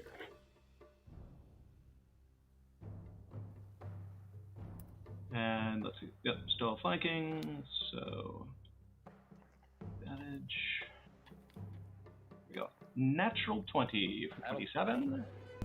Crit. Blatantly. Finally, we crit. It's going to be 14 rapier damage. Okay. And then and because I'm rolling the spell damage, that gets doubled too, right? It should, yeah. Yep. All the dice get doubled, I believe. Yeah. So then Booming Blade, that's going to be 2d8s. D&D Beyond should do it automatically. Booming Blade isn't constant roll, so not it's- for that one. It won't for that. Shit. Oh. Sorry. Okay, so that's yay. 3 points of damage. Okay. And yes, that's doubled. Yeah. And then the hex is going to be 10 necrotic damage. As you see, it is the hex that does him in as you stab in, kind of up through the jaw, and there's that moment as you should be spearing him through his brain, as he kind of presses forward and kind of just reaches out towards you, mouth opening. You can see your rapier through the jaw, and then it just kind of watches the black necrotic energy just like lances back into the mouth, into the throat, up, and kind of subsumes the eyes, and it just sloshes down forward and sheaths itself onto your rapier. Nah. And that'll be my turn. Alrighty. That'll bring us to Balduin. As you can see, a couple of these guys go down. Still hear the movement of Tiger in the brush back there. Has Tiger gotten hit yet? Tiger has gotten hit. Okay. I'm going to. I point at Tiger, and as the sound of bells start to fill the air, Okay. casting Toll of Death again. Alright, that one on save. Go ahead and roll that. He would get you can actually roll, you roll D10, I believe, instead of a D8. Oh, Because D10. He's been hit. Either D10 or D12, you might check. Oh. Yeah, D12, 6 damaged. Yeah, D12. D12. So roll D12. I don't think it was a D12. That was the wrong roll. The D12 is the 5, I imagine. I don't know. Okay. Was it the 5? I can't see your actual roll. Roll D12. Oh, my bad. You're good. It's just 7. 7, okay. This tiger kind of, this time you can see it gains purchase, it boom, kind of pings out, and it's lost, like, just blinks, as you can see the eyes roll back forward, kind of look around. Barely up. Is that your turn? Yeah, in my turn. Alright. He will turn and kind of pull his teeth out of Sloan, or not Sloan, Ueso. He will kind of go to claw you as he's getting away for a nat 1. But he will turn and he will attempt to bite Dragana for a nat 3. That'll end his turn, bringing us to you, Ueso, as he has turned his back to you.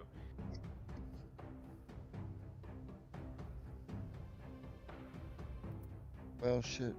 Fuck this. How does everybody look? Does anybody look hurt on our team?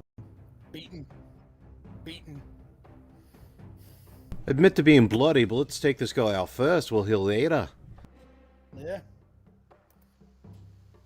Hearing that, I'm just going to cast inflict wounds right on him. All right. Do I get advantage on that because I'm flanking him? Yeah. Thank God. Really? Better. 12 to hit? Unfortunately, not. For fuck's sake. I haven't rolled above a 10 to attack. Kind of just batting at him, and he's moving away from you at the moment. Unfortunately, doesn't quite be able to grip him. Well, fine. Since my fucking spiritual weapon seems to be doing more damage than I am, I attack him with that. Okay. Unfortunately, I don't think that gets. Does that still get the flanking bonus? Spiritual weapon doesn't benefit from flanking, nor does it do opportunity. It's not really a person; it's more of its own. Well, it'll hit anyway. Yeah, I'm still carrying the team. 5 whole damage. 5 whole damage. As it's You enough as you bring it over and just kind of cancel over the head of the spiritual weapon as it falls to the ground. After all that, it was a spiritual weapon that carried the day. Thanks to Illustra. So I'll say a quiet prayer. Kind of look at her hands and they're like, fucking inflict wounds. Alright. Before we do anything, Dragana wants that chain whip. Okay. Yes, this. Alright. I guess For the so we purposes of wanna a loot weapon, these? it'll just be a weapon. I want to loot him. Hell yeah. Roll a group investigation. See what you guys can find. I'll give a D4 to the general thing. Say a prayer for me, It's friend. like, I will. Natural Can I use one. my bardic inspiration on this? Yeah, find something. You're on one person. Sure. Tyler. What's your prayer, Slime? Or Uesa? Illustrate, guide our hands as we search for useful components in these most vile of monsters. I rolled a 19 total. Okay. So that is a 19. You guys don't find too much of interest as you kind of look around the area. You can obviously see that these individuals, as you look around Dragana, being the one who has been to Aethalar, you recognize some of these people in passing. You never quite spoke with them, but they seem to be citizens of Aethalar, first off. You can see that there's like some minor supplies that are scattered about. It looks like some tools they might have been, coming with the intention to actually repair that area as you kind of asked them to. But not much else is really in the area. It seems like they hadn't planned on staying for too long. You can see on the bodies of the actual things, you don't find much other than their weapons, which there was a spear, 2 tridents, and that whip. But yeah, not too much on these guys as you kind of look around. What's the roadworthiness of the wagons? Damn fish. The one wagon is entirely destroyed. You can see it would take quite some time to repair it as one of the axles is shattered through. The other one appears to have fairly minor damage. It would take some work to bring it back, but you'd think that if maybe a group was sent out, like you could probably push it off to the side somewhere to keep it hidden, and another group could come and repair it maybe. Could we perhaps go get the horse? Could we perhaps go get the horses and come up to it and have them take it back? Now that we've cleared the road. There's enough damage to Still the actual wheels and axle that it wouldn't be. It's not roadworthy currently. Oh, okay. It would take a little bit of doing, but it would just be a thing not right now. I'd say anything we don't want to take with us now, put in the wagon that's salvageable, and let's go ahead and hide it in the brush until we can get to a repair party up here. Sounds like a good idea. And then I could use a bloody well short rest. I think we could all use a Me rest. as well. We should Sounds good. probably try to return these things to Aethalar. Later, though. What? It's not right now. I definitely need to sit down. That giant fish monster feels quite horrifying. I don't even know. Do you see my shoulders? Look. I need to recover. You'd look down, so there is like a couple of shark teeth just embedded in your shoulder. As they clearly broke off when it bit. I'm keeping those shark teeth as a as a trophy. Hey, I'd have done the same. Alright. During the short rest, I want to string them up on a neck and make a necklace out of them. Roll a dex check for me. See if you can do that right now as you're kind of recovering from their wounds. Your shoulder a little bit injured at the moment. Fuck yeah, with my no bonus to dex. 5. Not right now. Your shoulder's a little bit injured, and you go to tie the knots, and it's not quite working for you. But you get the sense that you could definitely do it whenever you're back at camp. You know, not in the field, having to keep a little bit of an eye out. I'll grimace triumphantly.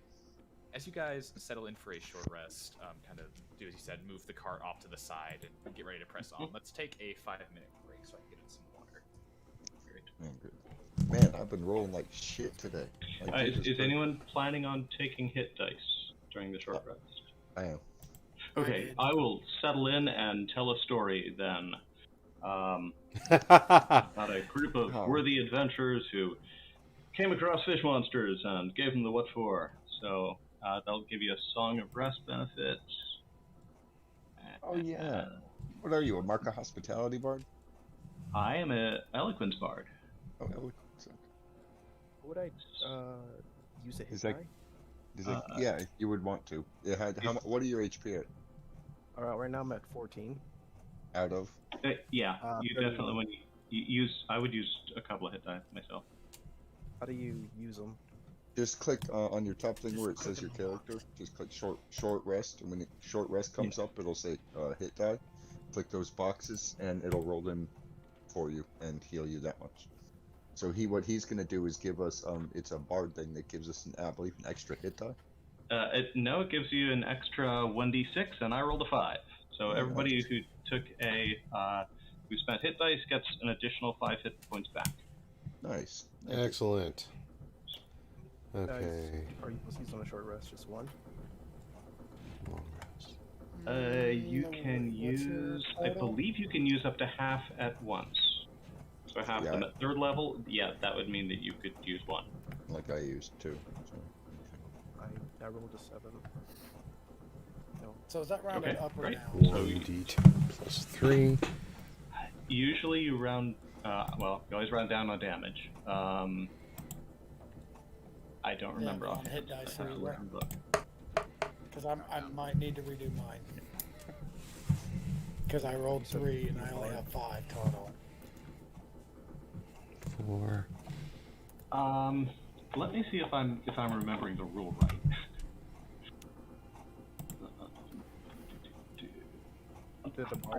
I gotta grab a drink too, so I'll grab the book and take a look. You round down. Round.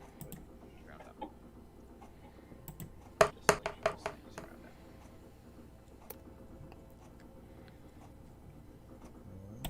Oh, while we're here, can I Voldem quickly walk around the field and close everyone's eyes who are dead?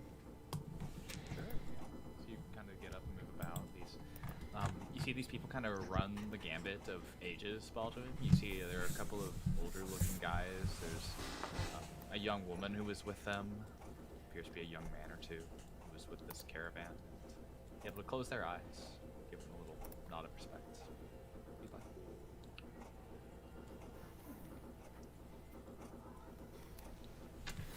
Oh, do I know the... With my time with Apolar... Wait, let me show y'all something real kind of the burial rites of Umberly. So you hadn't really talked to them to learn that, unfortunately. You know they do have a graveyard in Aethelwar. Yeah. As you know, speaking with Alfinster, but unfortunately not. I don't think you would know any of their practices. Hadn't quite inquired about them. Question. Spare the dying, like, would they still be dead? Spare the dying would stabilize someone who is unconscious. So if one of your friends drops to 0 hit points, it effectively will just stop them from rolling death saves. It will not stop this, as these people are entirely gone. Okay. For that, you would need something like Revivify, Raise Dead, Resurrection, True Resurrection, Reincarnate, etc., etc. Quite a few spells that actually revive somebody.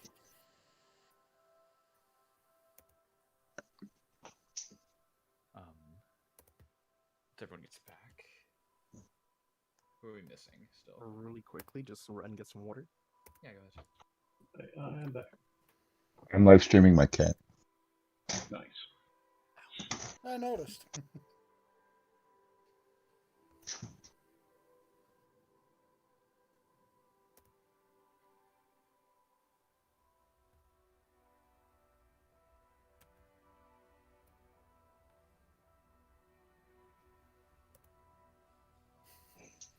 Is your cat always this active? Yes. Like, look at this little shit.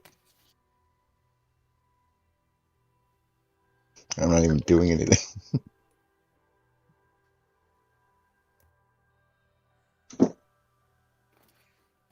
I have a Yeah, really lazy cat. You can spend up to your full hit dice on a short rest if you like. Yes. Oh, okay. Well, then I don't feel bad for using 3. I thought I am back. screwed up the rules. That's the I'm gonna half. roll. Okay, the half is when you get them back. Mm-hmm. But it's you regain spend hit dice up to the number of dice equal to half the character's total number. That's where the half comes in. Sorry about that. I'd come back and I didn't know what you were talking about. I started rounding, so I said round out. Yeah. Do we have everybody here? One back. We do a roll call. I think I'm here. Tom. Is I'm here. I've just been muted. Sorry. She's knocked over my tea. Stupid cat. Right. And thank you for the Bardic Respite, or whatever that little feature is called. That's quite nice. Song of Rest. Yeah, that was definitely a good. It's one of those fun bard features that too many bards forget about.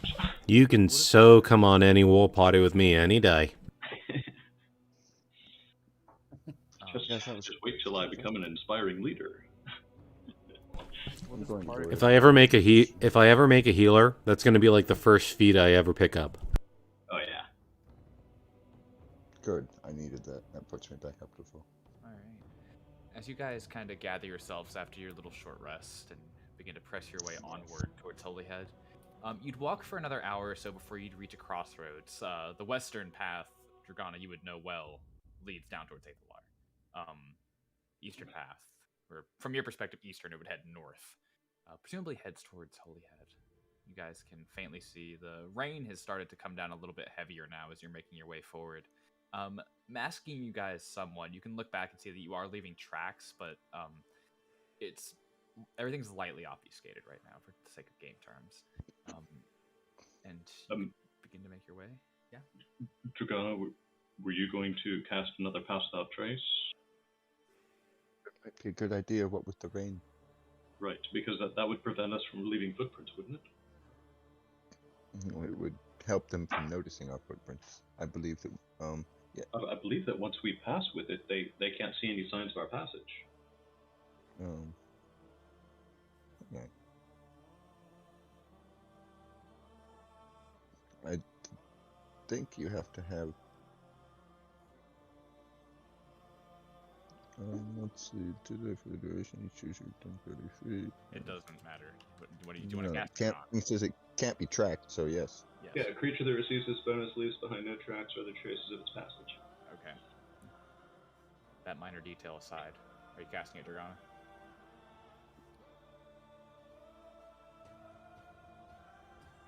Dragana muted. Sorry about that. I've been saying yeah this whole time. I'm sorry. Why aren't they adding the Yes, plus 10? yes, damn it. All right, and you guys can begin to make your way north, following this stretch of road towards Holyhead, kind of staying low, staying off the main road, presumably. As you guys approach Holyhead, make me a stealth check, please. Stealth check. Add 10. Pass without trace. Nice.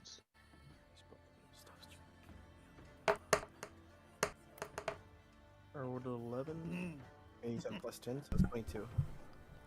17. 19. Alright. So you guys would move. That's certainly fine. It seems like as you kind of move through the rain, covering up any sounds of breaking branches or crunching leaves, your tracks covered instantly, if not by water, then by the magic that Dragana has cast upon you. So you continue to press forward, pass through a few small swaths of trees as the diurnal forest has opened up a little bit on this area. You can hear faintly, dominating over the faint rainfall, the sound of crashing waves. And eventually, you guys would be coming from the south on this map. I'm going to push to the forest. You can see these massive walls, maybe 20, 30 feet tall, more sizable than the ones of the fort and definitely thicker, kind of rising up. You can see guard towers placed at every 20 or 30 feet, it would seem, from the distance you guys are at, maybe 50 to 100 feet away. Kind of crouched down into the bushes and the trees. You can faintly make out the tip of a lighthouse stuck into the bay. From where you're sitting, you can kind of glance, and so passive perception, highest out of all of them. You can see figures moving along the battlements. Quick cursory glance. A couple of them look similar to these things that you just fought. The recent nature of the encounter making it clearer in your mind. But a couple of them, as you look, much more familiar to yourself. Not quite these odd fish folk. It appears the town's been taken over by a sanguine. By these fish monsters. That does seem to match with what our comrades had said. Yes, I mean, it appears to confirm our worst fears, and it's now confirmed the enemy stronghold. Alright, so now we have to figure out what to do from here. Let's see if we can get a greater idea of their numbers. Can we see, like, groups of them patrolling the walls? You can see that they're pretty decently spaced out along the walls from this distance. It seems that they don't seem to group up in any one area. There might be a couple kind of towards what you would think would be the main gates. You can see the roofs that make up the towers expand a little bit further than these like 3 to 5 feet little hovels that they duck into. More like 10, 15 feet where the gates proper are. And you can see maybe a few more shadows there. Very distinctly at the front gate, the one facing towards you guys, you can make out these very slender, lithe frames that don't look anything like the stockier builds of these fish folk.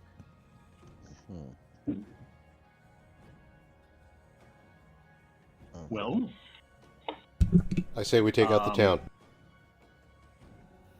Or not. What? Take out the town. We can't. He couldn't resist. I don't think we can. Leroy J. Dragana. I'm kidding. I swear I'm kidding. No, I'm not going to do that. Dragana, Yes. would you like the two of us to go closer? As long as you maintain pass without a trace, I can cast invisibility on us both. And if we go up together, then we might be able to see. Is the gate currently open or is it closed? The gate is closed, you can see. It's closed, okay. It seems like all means of entry that you can immediately see are closed. As there is a gate, you can get the sense further to the west. You're on a little bit of an embankment that you can see just barely past the wall. But there are higher areas of elevation around, as you can look to the, what would effectively be, this would be south, this would be north. A little bit of a reversal. There is like a sort of rocky area that extends up, and there's a smaller kind of embankment to the north as well. With that being said, I would just point at that and be like, that might be a better spot for us. If our Kind of point towards the mountain range. if our mission is to Get closer. if our Our mission is to mission is study reconnaissance. supply lines, I would recommend get a vantage point where we could see the 2 or 3 potential supply intakes. Looks like there's 2 roads. It also looks as if we may have a operational pier. I say we find a vantage point a little bit high up, try to stealth as much as we can, sit down, shut up, and watch. That sounds good Here's to the me. thing. In Aethalar, there are caves all along the shoreline. I have a feeling it's the same even this far north. So we need to keep an eye out for those as well while we're looking. Just so we're not getting snuck up on. All right, I'm willing 'Cause there were to. caves miles from the Aethalar that led right underneath Aethalar. I'm willing to forego the stone in the caves and find a place in the timber where we can just monitor the 2 gates. I'm willing to forego the No, I danger think of the going over caves. mountains is great. The Okay. vantage point is a good idea. Yes, but I'm just Is saying there we is there any should We Be it gotta ready. Watch out. Is there much cover there on the mountain area, though? Roll me a perception check, Keon.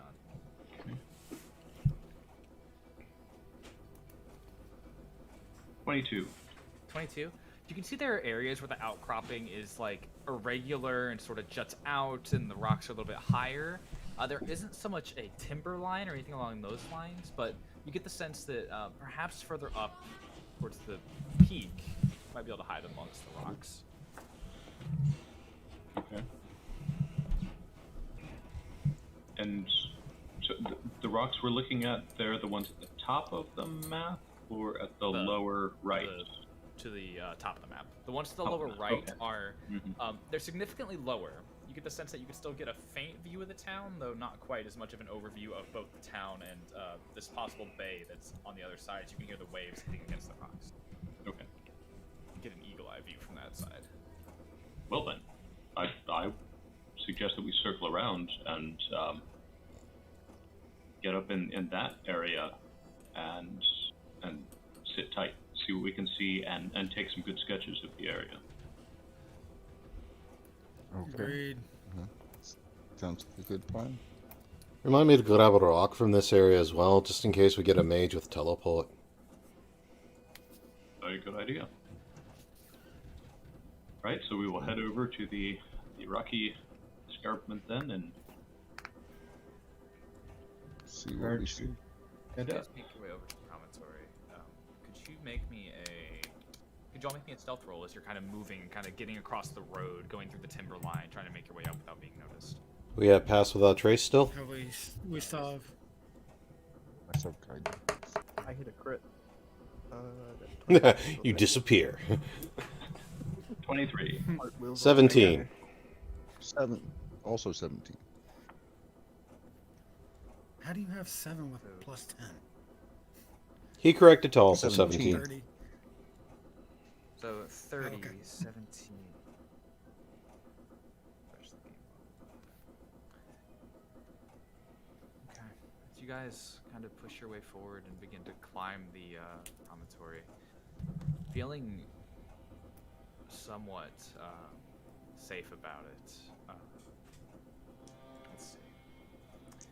There's no initial raise of an alarm, and so you get the sense that as you kind of make your way up, using the little bit of timberline over there and kind of the rocks themselves to hide and kind of push yourselves forward as you climb up using the natural handholds and footholds over the course of a few moments, scrambling up and ducking down, able to get a good overview of the town now. As you can see these massive, not quite massive, larger than the fort for sure, and fairly similar in size to Cobb overall. You can see these collections of buildings, what seems to be a small church, an administrative building, some manner of graveyard, statue standing in the middle of a courtyard. You can see there are tents and stalls and little areas you would consider a market, as this place appears to be not quite at the moment as the storm has come in, the rain hammering down a little bit heavier, but in comparison to Ogden or Cobb, or even in a lot of cases Horsa, this place seems well supplied and well off, as there's not any signs of battle here or anything kind of crumbling in. You can see the lighthouse that stands in the bay is tall and proud, and there's this faint flicker of some manner of arcane light from within it. And as you look out to sea, someone give me a perception check. Oh, I'm good at those. Finally, a chance for Zoidberg to shine.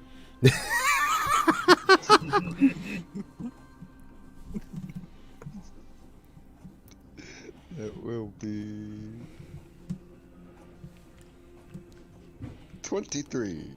Whoop, as you look out to the sea, and faintly, so the rain has created this sort of natural mist that has come in on the wind. But you can see outlined further into the bay, maybe a quarter mile out, there is what appears to be a line of ships creating what looks like a blockade. Oh. Does the Friends. does the sailor recognize them at all? Well, you wouldn't say them, I saw them. The Sailor friend, look to the look over there at those ships. See if I you use my recognize navigation them. tools and I look closely. Now The that I navigation point- tools are actually not spyglasses. That's more of like a sextant. Ah, darn! I was trying to help. Different. Um, You're gonna navigate the ship over to the ships. I will. Eric, you don't Can you recognize. Sorry, go ahead. No, that's what I was about to ask him. Um, If you recognize. Eric, you don't simply recognize any of the standards. Might have faintly made out the shape of these ships. They seem vaguely familiar. Is not quite sloops. They're definitely made for battle. They appear to be naval ships. You can faintly make out areas where cannons would be stored, and it looks like it would track to you. These are battleships. They are definitely arranged in what you would think would be a defensive blockade more than a proper like stopping trade, right? Mm-hmm. But with such little visibility, as they are further out and the rain is obfuscating your vision somewhat, it is hard to tell. Can I even get a count? As you look out, give me a perception with advantage, Mr. Sailor. Can I also give him a small guiding prayer? What would you like to say? What was your prayer? Please, illustrate, let Eric's eyes pierce this obfuscation. Accurate number of ships. Amen.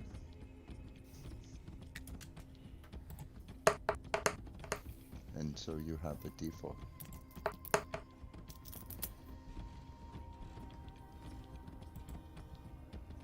Which I will use. If Which you're only talking in your- still gets me up to 8. 8. Oh. God. They're swaying in the The Come fog on, be of the illustrate. devil. Come on, illustrate. Get it together. Baldur, you want to say something? Did I hear you? He was cursing the fog and I was bemoaning my god. Use a look at what's it called? Perception check in the water. See if I see movement. Sure, certainly. Those of you, Eric, trying to count the ships that are in the harbor, they're kind of swaying together and they are somewhat tightly packed, attempting to create this barrier, right? Best you can count from this distance, and with this fog obfuscating, you think maybe half a dozen in the bay? Maybe more? And you Yeah, said okay. we couldn't see any sort of insignia, flags, or identifying marks They at all? don't seem to be flying flags or anything of that nature, no. Okay. Eric, does it look like this line of ships is protecting Holyhead or keeping ships from coming into Holyhead? Probably That's- both. This looks to be a defensive. They're trying to secure this. Doesn't look like they're trying to stall them out. Looks like they're trying to make sure that they're protected. I'd say that those are Holyhead's friendlies, which They're starved. Right.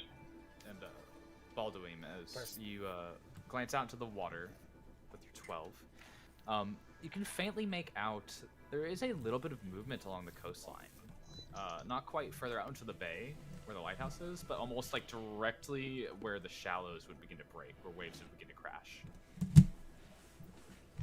Okay. Okay.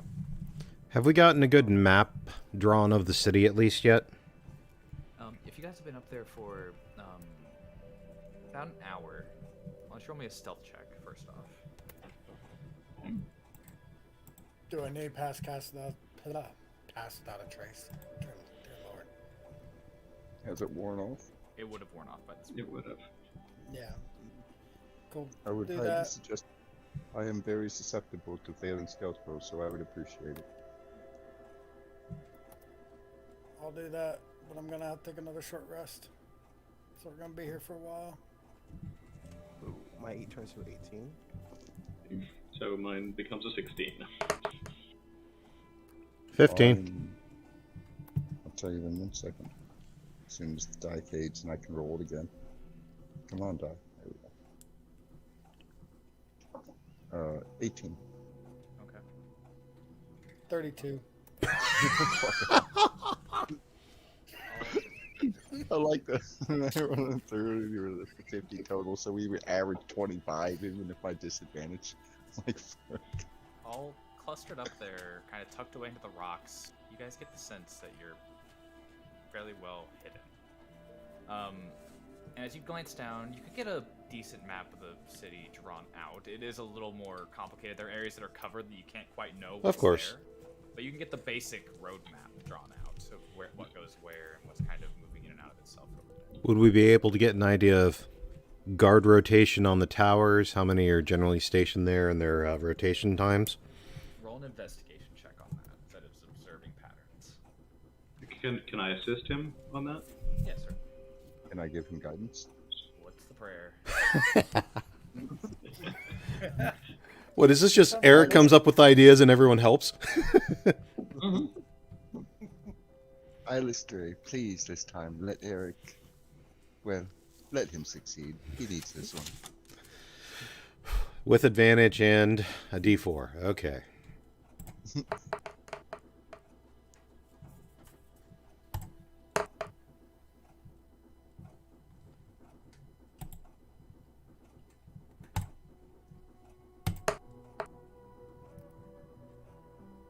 13.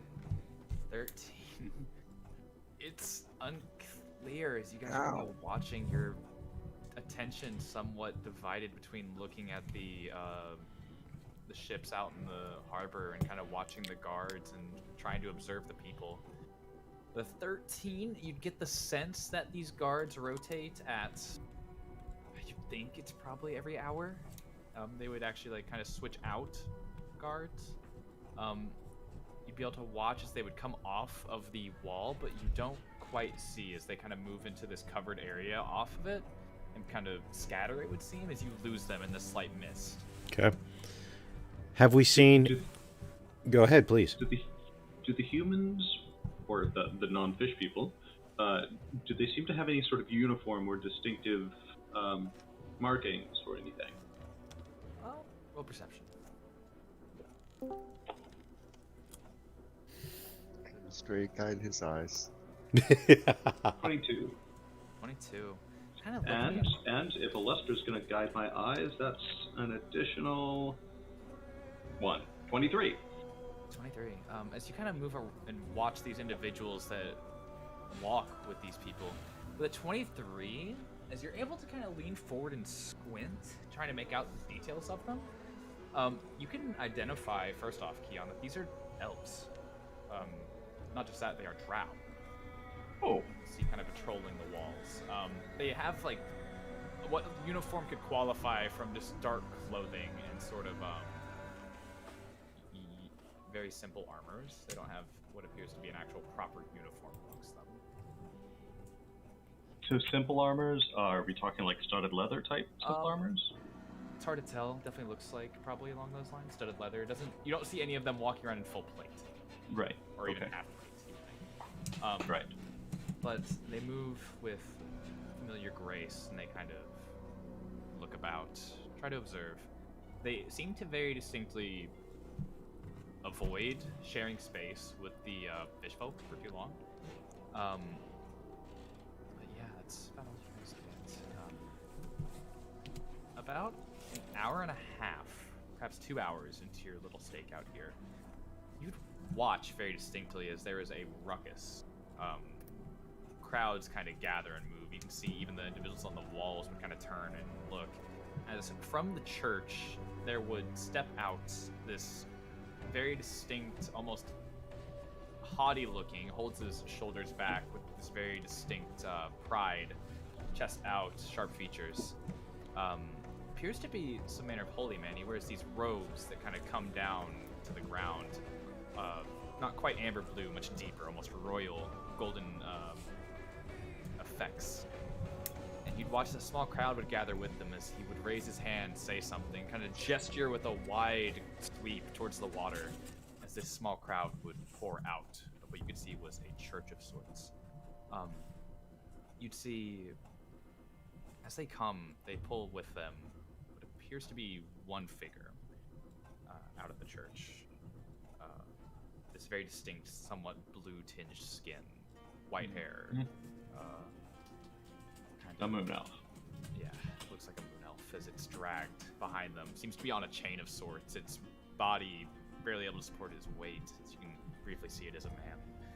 His feet dragging the ground as two of these people just kind of hold him up in between them. You'd watch as these individuals would process from the church, the short way down from building one there, kind of push downward this pier, and then over, and almost directly beneath you guys, you can see this crowd of 40, 50 people gathered right beneath you. What appears to be a mix of these outright fish folk, these drow, these what appear to be humans from this distance, and watch as these two would walk forward and just stand in front of the silver-haired man. Would look down at the moon elf, and from this distance, you guys can actually hear his voice boom up towards you. See, send him to the waif, mother. And then watch as they push the elf's head under the water and just hold it. As you can see him thrash and push and attempt to break out of the hold. It's a shame I don't have Fireball yet. Watch as a minute would pass. Damn it. A few minutes. And then the bubbles would stop. The elf would stop thrashing. And then they'd pull the head up. Kind of drag the body onto the shore. Watch as the man would smile. Bend down, and he would put his hands on the elf's face. Kind of cock his head for a moment. And then look at them, and turn back to the water. And give it a bow. Before his procession would move and head back into the church. All this happening within 10 minutes. And the body's just left there on the shoreline? They drag the body with them, actually, as they go back. Okay. Do we see where they drag the body to? They Looks like drag it straight back to the church. Do we Building number one. is this another is this a drow that's the holy man, or? At a glance, he does not look like a drow. There's not that distinct kind of tinge to the skin. He's actually very pale, almost alabaster. Looks very distinctly human. Does he look? Do I recognize the race at all?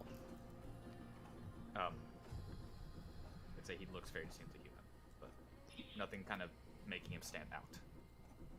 No pointed ears, no Okay. odd-colored skin, no features that would define him as anything else but human. Okay. I don't think we have a rescue mission here, gentlemen. I don't think so. All right. In this process, Does it seem to be a particular time of day that they're doing something? Is it noon? Is it high tide? Do I get any sense of what timing thing might have prompted this ritual? Roll me a nature check. Okay.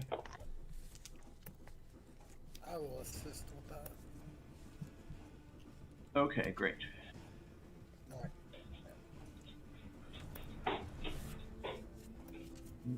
Okay. 16. Sorry. And excuse me, I'm praying for the soul of the departed moon elf.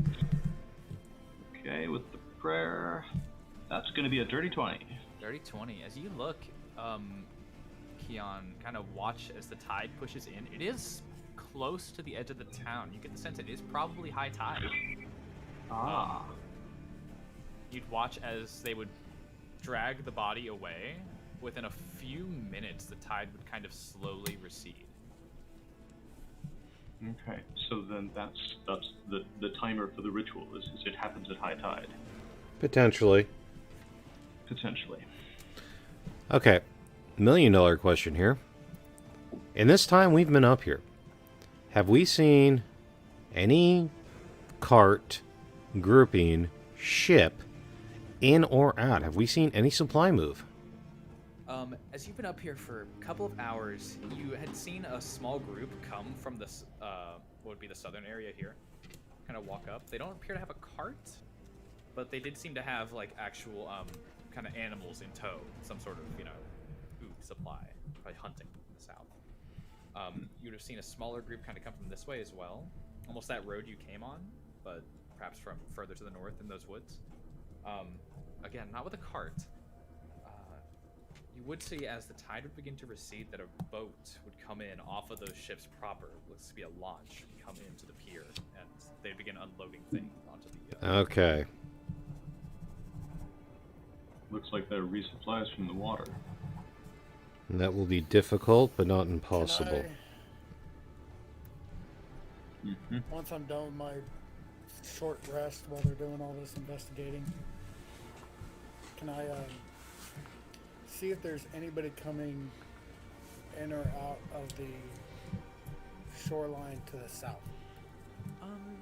Give me a perception check, and while you're doing this, just in a moment, Baldwin, what are you doing right now?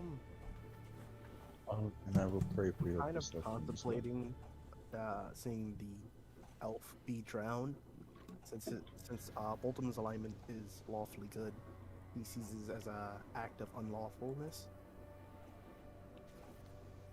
So he's kind of just thinking. We're going to have to steady ourselves, friend. Kellenvor will guide him. As you kind of look out, Dragana, searching for anyone moving about and kind of making their way in or out of caves or anything along those lines, similar to what you saw at Aethalar. Nothing immediately jumps out of you in terms of people moving about, but you do see little areas somewhat to the south where there appear to be little eddies forming in the water, where you get the sense, similar to Aethalar, there might be more of an underwater type cave system, not so much along the coast. As you can see, Aethalar was much more of a sandy beach kind of a coastline further to the south. This is much more crag and rugged and cliff faces, as there is not much beach here. Gentlemen, I hate to... Not the moment.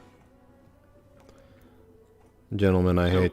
Okay, hang on. So we had hunting parties going out, killing animals, and bringing them back into the town. It looks like it seems to me that they're too well supplied from the water, particularly if we've got a variety of fish people here. It doesn't look like actually cutting off their supplies is going to be workable, especially given the ships they've got. However, if there are hunting parties going out and coming back in, it does seem to be likely that if we had a group who could disguise themselves, they could potentially surprise, take out a hunting party, take on their appearance, and use that at least as a way to get back into the town without arousing suspicion. I agree with you, and I think that's a great concept for a follow-up party to look into. It would most definitely be a follow-up. We don't have the skill sets here to do that, but it is a potential future plan. What we could do is just trap the roads further out. Okay. If I may, we could absolutely spend a lot of time talking about what we could do. I think what we should do is what the last mission really couldn't do, is get this information back to command. We've got a map. Yes. Okay, so I think we need to start talking about getting out of Dodge. And then once we're at least beyond the bridge, we can spend all night talking about what we can do and let the officers figure this out. We are recon. Our mission is futile if we die. This is true. That is true. May I? Check it out. Was it Baldwin? I heard you. May I suggest an idea here? Certainly. Just thinking about the hunting party that goes out. What if we just captured one and interrogated him? That way the city would Or be someone- alerted to our presence due to the disappearance of the hunting party. They're already going to be alerted. see. We just killed 4 of them. We might as well get it out of the way. since That they wasn't a defensive. That wasn't a hunting party. That was more of a scouting party. The ones that are sent out for supplies would be well known. If they went out and failed to return, they would know that they have a threat close to their walls and be extra more alert, or be even more alert. Past tense versus future. We cannot change the past. We had to take out that party to even get here. We are here. If we run into a party, then sure. But there is a chance we could get out and back without being discovered, and I would say let us try to take that chance. If we are I forced to agree. engage a party, then we can talk about, letting one live for intel. But I'd suggest, Yeah, Yeah. I think we've accomplished what we set out to do, and so I definitely agree with Eric. I think it is time for us to go. Well then, But, you I will agree? cast Pass Without a Trace before we leave. Thank you. Right. So that and I appreciate that. Seemingly Hopefully we don't endless get caught. natural threes, thank you. I've rolled a natural 3 at least 4 times tonight. Alright, roll me stealth. You guys are gonna make your way off of the cliff face. I will Alright. also give myself guidance. Illustrate, please don't let me stumble. Please don't let me stumble. Why do you have to 21. start talking like that? Just get used to it. So, Okay, dice don't have ears. 18 total. Crit takes it to 30. 23. Alright. Oh. So I guess my question becomes, do you guys want to kind of cut on that road that you were on? Like cut back through along the wall? Or do you want to just head straight west, kind of this way? Or straight back to the east, rather? Do not want to cut across I'd the rather wall. take the wall. No. There are eyes on those walls. I suggest we go straight through the forest. Aye. Not true. We've just spent I thought he was talking about the mountains. Sorry. No. We have just spent the last 2 hours watching the eyes on those walls. The sooner we can get the tree cover, the more comfortable I feel. Yes. I agree. Yeah. Sorry, I Well, let's head to misunderstood. the trees. Trees. Yeah, you're alright. As you guys kind of begin to push your way back through into the trees, give me a survival check first off to kind of keep your bearings. Everyone or just one person? One person. Who's taking it? Whoever's taking I can help someone. Does my navigation tools have a compass? Actually, navigation tools would have a compass. Hey. I said they I have a should. straight. I have a straight. Please guide my hand. Let me double check, because I think... Hey, 23. Nice. Nice. Oh, plus guidance. Yes. 24. As you'd make your way through, you'd be able to kind of, with your attunement to the area and kind of looking around, you could actually make note of where individuals seem to have been moving track-wise, and kind of see where the hunting parties have been moving in and out of this area of the forest. There And we see are. At least you're clear of that. Can I make a note of these seeming, like, patterns if it seems to be a noticeable path? That way we yeah, can set up an ambush. That, The later party can yes. set up an ambush. Yes. yeah, give me investigation to see if you can, like, because you can get the initial tracks, you know, and kind of, like, move away from them, but, like, actually seeing where they might be going or coming from and interconnecting that would be a little bit more. To illustrator, help me commit this to memory. Ooh, that'll be 16. You think you've got it, but it might be a little rough. It's certainly better than having no information. Well, like I'll grab some paper and make some little notes about it real quick. Oh yeah, same stuff we've been making maps with all night. Yep. Yeah.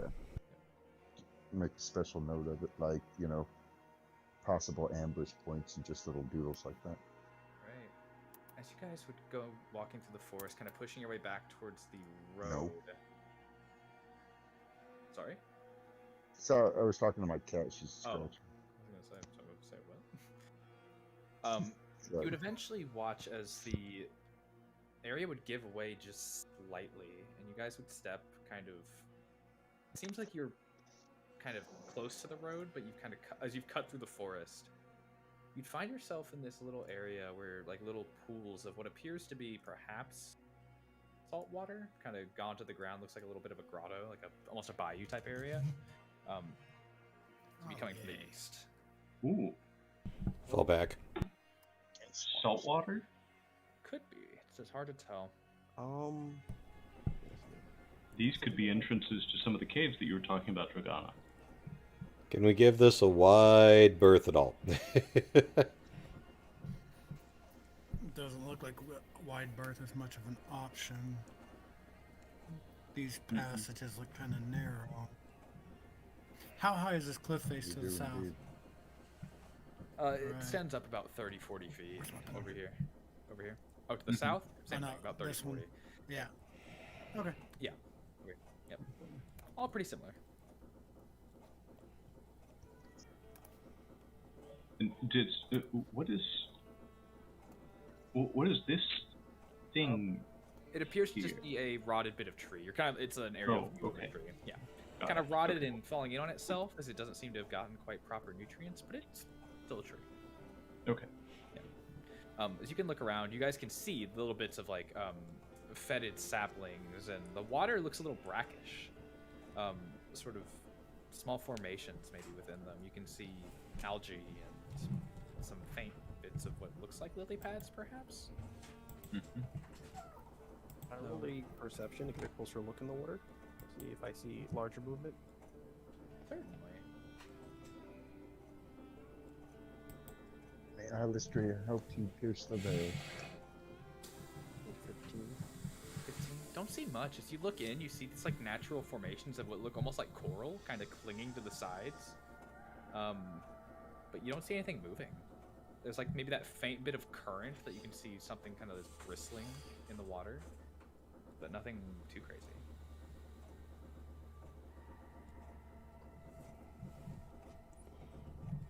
I pick up one of the lily pads and put it in my bag. Be careful about touching random plants. Yeah. Oh yeah, no, I definitely. I would not disturb the water. Exactly. Never mind. Get through here with the utmost of stealth and quietness. I completely agree. Yes. As you Do not guys, disturb anything or touch anything. as you guys are beginning to make your way through, I need you guys to make me one more stealth check. Okay. Do we still have a pass?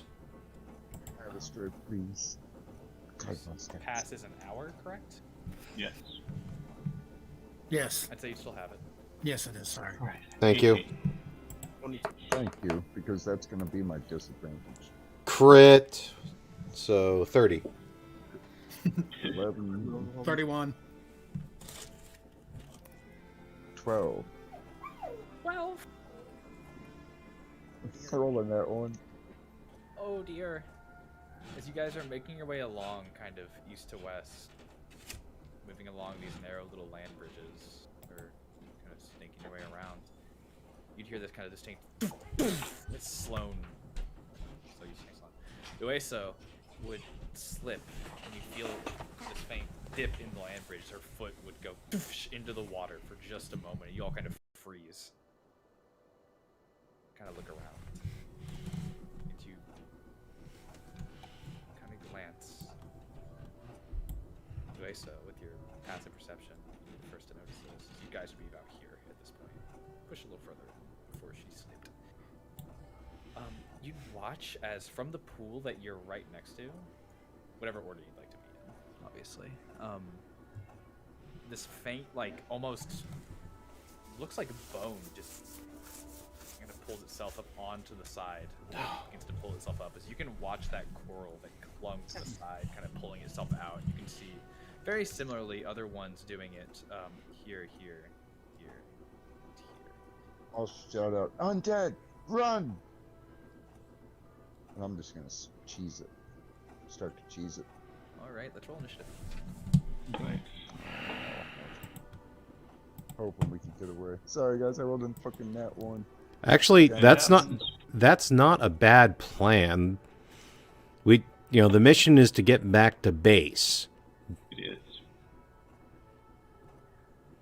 Please let me roll higher in initiative. Yeah, Who has the holy water? I I do. actually have one in my So- bag. Oh, what's your dextragon, Baldwin? My dex is 1. Plus 1 is 12, but plus 1. So I would be. Good before you. gosh. He's on the right here. Get closer. Yeah, put yourself with the I have no idea how I made it that small. on to the left. Okay, here you go. Holy shit. Whoa. That's, whoa. Whoa! Sorry. It's the UESO show. Sorry. The big version of Uesa. Someone cast in Sorry. large. It's heart right. Are you making fun of my weight? No. No dream of it. Where's gets undead, don't There. That should be good. On I rolled a completely medium 10 ace. 10 ace. All right. Dragana, top of the orders. You can look around and see these masses of what look immediately to you like bone or something along those lines. Calcified something, pulling itself out of the water and just claws digging into the sides as they begin to pull themselves up through the muck and the mire. What would you like to do?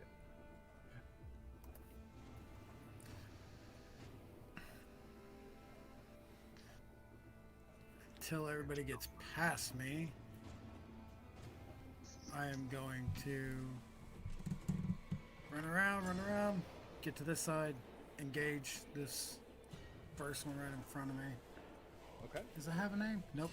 Doesn't have a name. Not currently.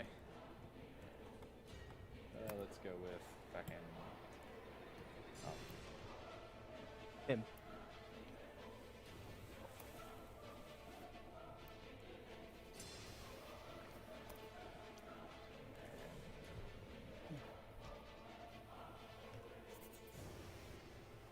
All right. First hit's a 15. That'll hit. Okay. Second hit's 19. 19 will hit. Both will hit. So 3 and 4, so 7 damage. 7 damage, all right. As you take it, just punch in twice, and you watch these sizable chunks of this thing just fly away, kind of scatter into dust and begin to almost permeate through the air. And do these look like undead? As you look a little closer, Keon, it doesn't look like it has any distinguishable features of a person or even a being that you've seen before. It looks almost like walking rock. Okay. But Dragana, it definitely looks undead. It, Yeah, he'll just... Sorry, go ahead. I mean, it does not look immediately undead. There's nothing to indicate to you this was a person at any point. It's the figure's only vaguely humanoid. Okay, that makes much more sense. Just growl at it and run. Okay. Is that your turn? Yeah, that's my Keon, turn. you're up. Okay. I am going to follow directions, and so I am going to run. As Keon runs past, I want to pass on my rock and all papers I had. Okay. And so I will do my 30 feet of movement, which will put me... Actually, I'm not going to go full 30 feet. I'm going to go 25. Okay. I'm going to here. And I'm going to throw a 3rd level chromatic orb of acid at Vice. Gotcha.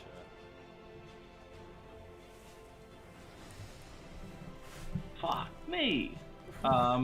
That's an 8. As it kind of goes wide, you can see it hits into the water and just kind of sinks down. Down. Doesn't quite get it. Alright, and that will be my move. All right, Balduin up in the back of the pack, watching as Ueso goes almost tumbling into the water for a moment. You can see the others kind of start to run forward. What would you like to do? Well, first I have a question. Yeah, what's up? Are we killing them? Are we fighting them until they're done, or You're asking. You heard me yell run, so that's from and then you saw them start. Some of them start running. Aye. we're going towards this direction. The mission is to get back to base. They're all going this way. It looks like Keon only started that way. All right. Well, I guess I will use my 30 feet. Okay. And you can use your action to also run, so that would give you 60 if you choose to.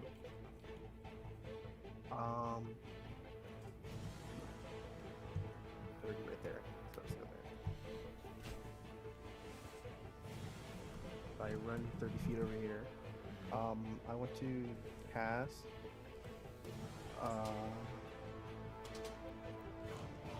Shield of Fate onto Pion.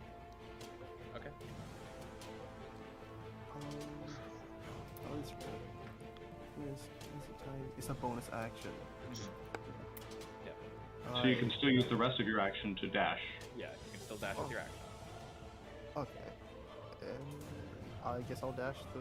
Well, it's another 30 feet if I dash. Another 30 feet. Okay.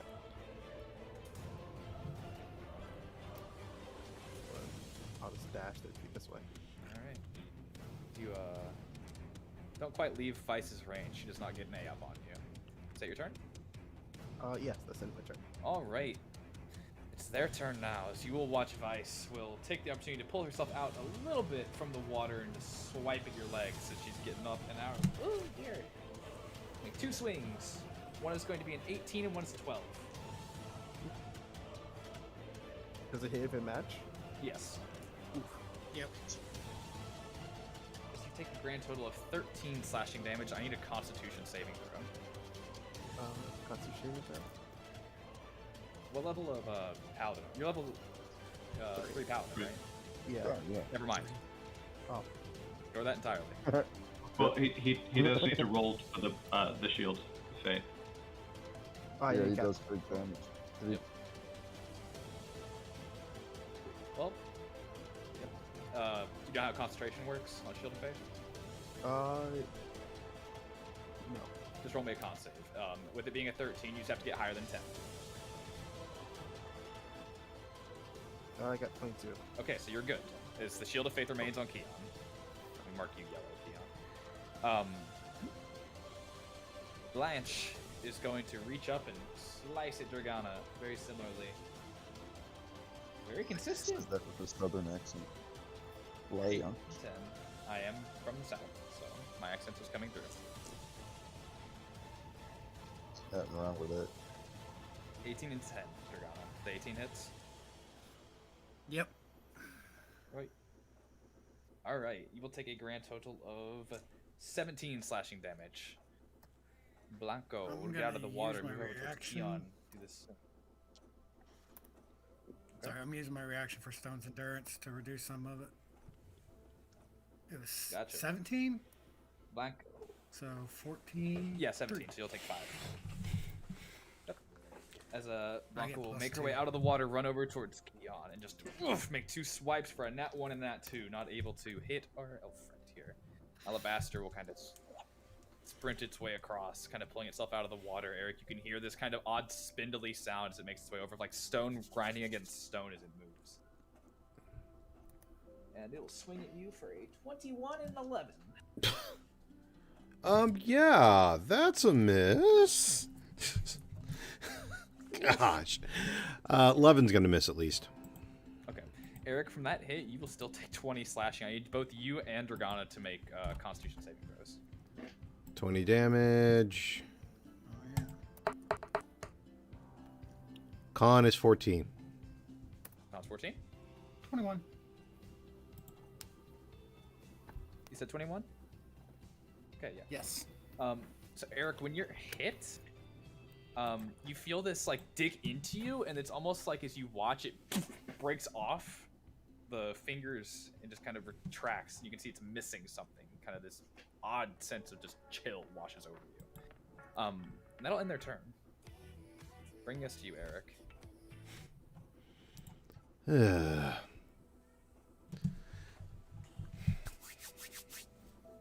I'm starting to feel like a one-trick pony here, but I'm going to yell to Heon to get the hell out of Dodge as well as everyone else. This is not a hit point grind. This is escape. I'm going to then... Do I have a better option? I've got... That could be a... Get the heck out of Dodge if I really needed it. Okay, question. I have a shape water question. A shape water. Okay. I know you can't, like, actually freeze someone solidly in a cube of ice. Yes. Can I create, like, a cell of ice around them. Like a glass of ice around them. And they're in there, like you have a bug in a glass. With the specificity being that no creature can be within the ice, I would say no, unfortunately. Narg. Okay. I'm trying here. I'm going to go down with Earth Tremor then. All right. And I will drop that basically right where I'm at. So that should get both Alabaster and Blanche. And again, that's going to be Dex save of 11. They fail, 1d6 bludgeoning. They both fail and drop to the ground. Yes! Kind of dust shake out from under them. Okay, double check the damage here. Where? Oh, it spells 3. Okay. And I'm going to then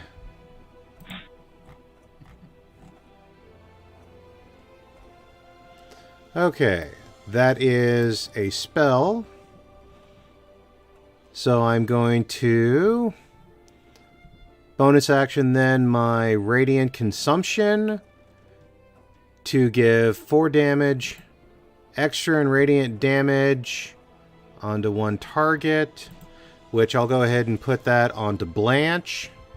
Okay. As, you said 4 damage, right? Correct, 4 Radiant. As you would watch, you'd hit Blanche with this radiant light. It would just dust her. Okay.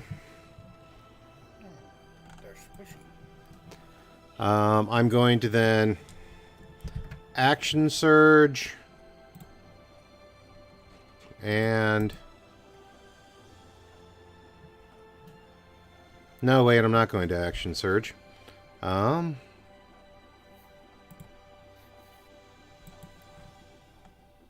getting into my old habits here. We're going to just go. We need to go. This is not a hit point grind. This is a go. Okay, let me do it this way. 15 and 15. So my movement, actually moving an angle, would put me about right here. Go! Master would still get an A up on you. Ah, dang it. Okay. Yeah, but she's prone, so. Yeah, she's prone, so if that's how it's gonna... If I say disengage, what does that change my distance to? You had already used action, bonus action, so you can't disengage. Okay. You know what? I'll just go ahead and take the opportunity attack. Good day. Alright, let's see. For a. That's going to be a 13. Oh, gosh! You can feel the bear kind of just barely along. I the am back so of your bloody back. right now. Alright. You- Your turn? Intern, because... Alright, do I so? Yeah. Alright. So, seeing all that, I'm just going to bolt to exactly. I've been taking this time to do some accurate measuring. And I'm going to run to exactly right here. Going to have to hurdle the water there a little bit, friend. Well, I'm going to run around it. I mean, mean, full you could- movement. A up from Alabaster at that point if you're moving this way. Oh. Like that. I'm moving like through. I'm not moving that far. I can move You're moving within her here. range. Yeah, I'm not moving. If you're running around Dragana, you're going to run into her range. Oh, okay, sure. I'll take the A up then, I guess. So, if you... I mean, I was just trying to get like right next to him. yes, Okay. and if you're running anywhere past him, right here, you're going to tank an A up. You're basically Yeah, so following my that- footsteps. 22. I know. I said that was fine. Yeah. Yeah, that'll definitely hit. You are going to take a grand total of. Let's see. That's going to be 25 slashing damage. I need a con save.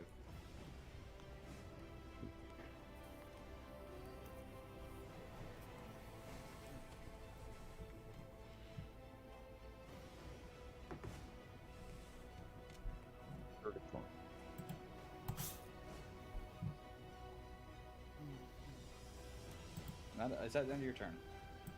No, I haven't done it.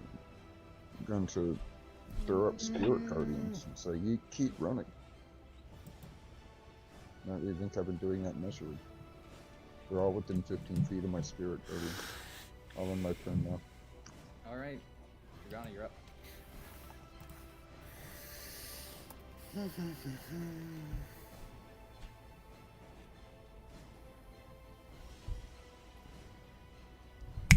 what I should have done.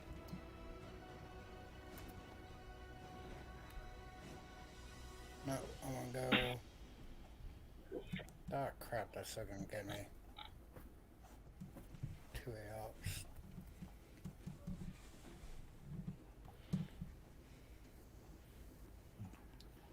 $55.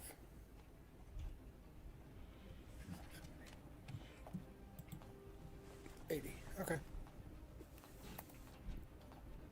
Oh wait, how big is this area that they're in? They're all within 15 feet?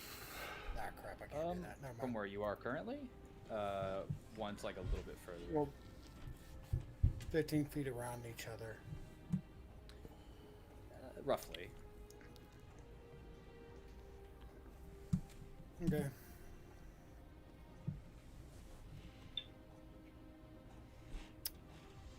Yeah, that's not gonna work. Okay. I will run down, over, using dash action so I can get all 80 feet, and I'll end right there. Which are you going this way, kind of like that? Yeah, I'm going down. Okay.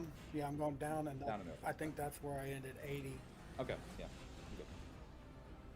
Is that your turn? And I'm gonna see how far this. 30 feet. I'm gonna throw a dart at Weiss. Or, okay. Might as well do something while I'm over here. Yeah, certainly. I guess I'll throw 2 darts at him. Okay. Yeah, that one's not gonna hit. And a natural 20 for the second, so Nice. for it. From one extreme to the other. 6 damage. Hell of a dart. Break That'll off be it a for pretty me. sizable chunk of the fucking whatever this thing is made out of. It turns to powder and scatters into the pool. Keon, you're up. Okay. How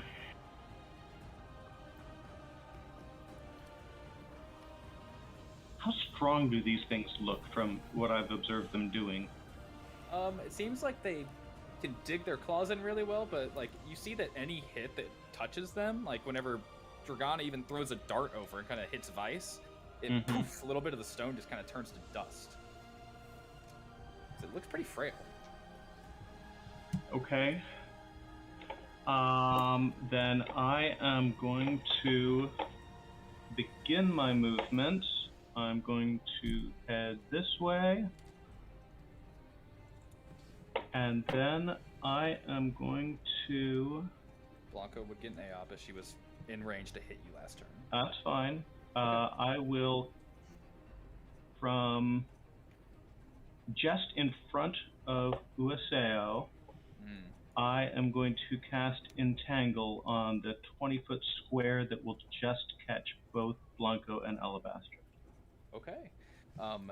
Blanco would miss you with the AOP with a nat 1. Okay. They need Awesome.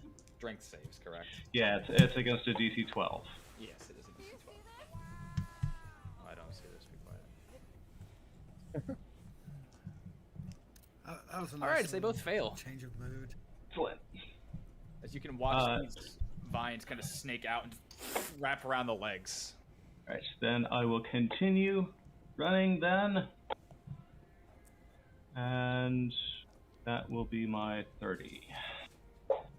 And casting the spell from the sword still counts as casting a spell, correct? It would still count as casting the spell. Okay, alright, then that will be my turn. Alright, you can watch these vines kind of grow up, seemingly from the trees that still remain around, and just kind of encircle around Alabaster and Blanco and hold them in place. They are restrained. That will bring us to Balduin. And face-to-face with Vice here. What would you like to do? Well, as Balduin becoming bloody, you realize the gravitation of the situation. I have a question. Using an item from my inventory, is that an action or a bonus action? Depends on what the item is. Some items are free item interactions, but like if it's a potion, it's an action. What is holy water? You want to use the holy water? That'd be an action. Action? Alright. If you want to chuck it at it. Yeah, I was gonna do that, but I can't really afford to get another hit, so... If I move, it's the opportunity attack, right? Yeah, you would tank anything up off that. I can only use one shield fate times its concentration. If you did it, it would drop Shield of Faith off of Keon. Disengage.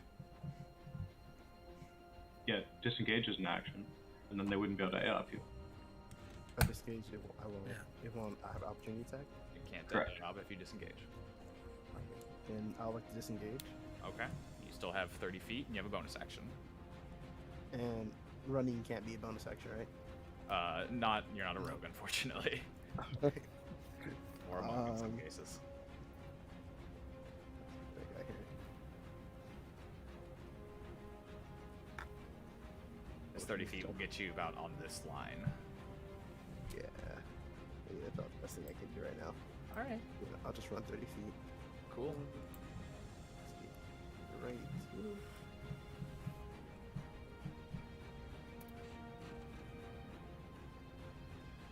Right. Is that your turn? Yes, and my turn.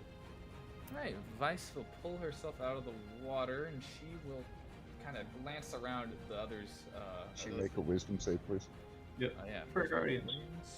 They all need to make wisdom saves. So, what's 14. your 14? Yep. Let's Hopefully these aren't very wise rock things. They are certainly not very wise rock things, since they all roll in the nat single digits. Nice. Good. Oh, yay. Well, the first one takes 4 damage. Okay. Second one takes 18 damage. Blanco is dusted. Third one takes 8 damage. Okay. I rolled near min and near max damage for 1 and 2. As Alabaster is looking, you can watch as some of it kind of just disintegrates away in the presence of the Spirit Guardians. Vice looking rough, but isn't quite down. Bless you. As she surveys the scene and kind of begins to pull her way up out of the water, she's going to make 2 swings. And she's moving at... The Spirit Guardians makes it difficult terrain, Yes. and if she's heading into or near the Entangle, that's additionally difficult terrain. The entangle would be over here, correct? This way. Yeah, that's correct, yes. She's going like straight this way. Oh, okay. Dang. And she seems to kind of push herself through the water and kind of Okay. still making it. Making a swing on Ueso first for a natural 5. Definitely misses. And then on to Eric for the second for a natural 1, which also misses. You can watch these claws like barely scrape alongside of you.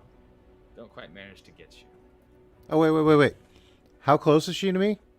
5 feet. Kind of standing Oh, there. excellent. She needs to take 4 more damage of radiant damage getting that close to me. Okay. Watch as more of it gets dusted away. That'll end their turn. Eric, you are up as this thing is pulling itself out of the water right in front of you. Drinking a potion is an action, right? Yes, it is. I got no choice, otherwise... Hang on. Okay, yeah. 1 second here. Action is... where the heck is it? Inventory. What's it filed under? Dang it. Component belt. That's where I keep all the good stuff. Potion of healing. 2d4 plus 2.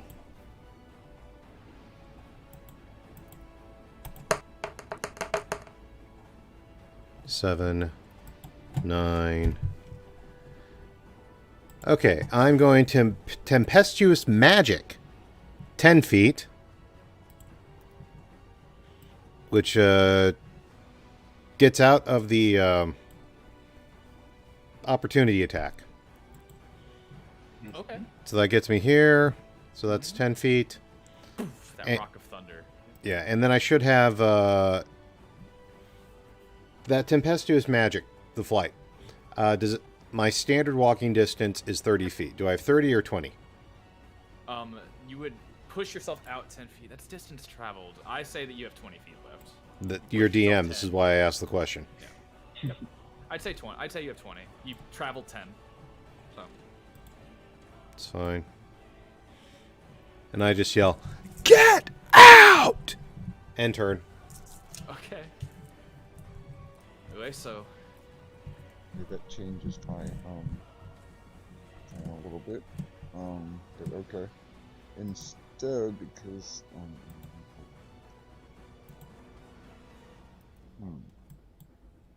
he hit me pretty hard last time. I'm just going to have to hopefully cast and inflict wounds on this elemental in front of me and hopefully actually hit with it. Okay. It hasn't been my friend today, but See it. 16. That'll hit. Fine. That'll take 18 damage. As you hold it out, and it's like the moment your fingers touch this thing, as you kind of reach out with the necrotic energy, it poof, turns to dust. Scatters back into the water. As you can look back and see that the last one that's there seems to be restrained still. Didn't quite manage to get itself out of the vines that Keon summoned. That is right here. Or Right. actually, right here, because I can't really move through him. So, I'll move as far as I can go. Okay. Yeah. Let me just do something really quick. Oh. All right. As you guys watch, as you kind of break away from this main group, dusting 3 of them, Keon, you can glance back and see this one just struggling and kind of tearing at the vines that just reach up over it on the ground, as it was still prone when you cast Entangle. Not able to pull itself out. You guys are well and far enough away as you can see like the beginnings of others kind of pulling themselves up from the pools behind you, but not from the ones in front of you that you can cheese at this point. That ends initiative. Excellent. You guys go tearing through the woods, the branches whipping at your faces, kind of just trying to get away from these things. You can hear this faint shambling, stone against stone and stone against wood behind you. Though, as you go for maybe a quarter mile, you'd hear it kind of fade off as they would seemingly lose interest or no longer give chase. That pause in your voice scared the bejeebers out of me. I thought we were about to summon more or something. Exactly. I thought he was like, let me roll a D100 real quick. No, I didn't roll a D100, right? Let me just vaporize the party. But yeah, as you guys would go running back, you'd eventually kind of find yourself coming out of the woods on that road that you had taken initially to head into Holy Head. Not quite at the crossroads that heads back, but close.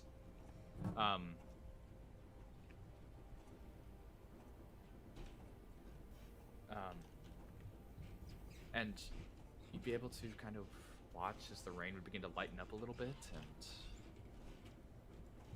see the area heading back.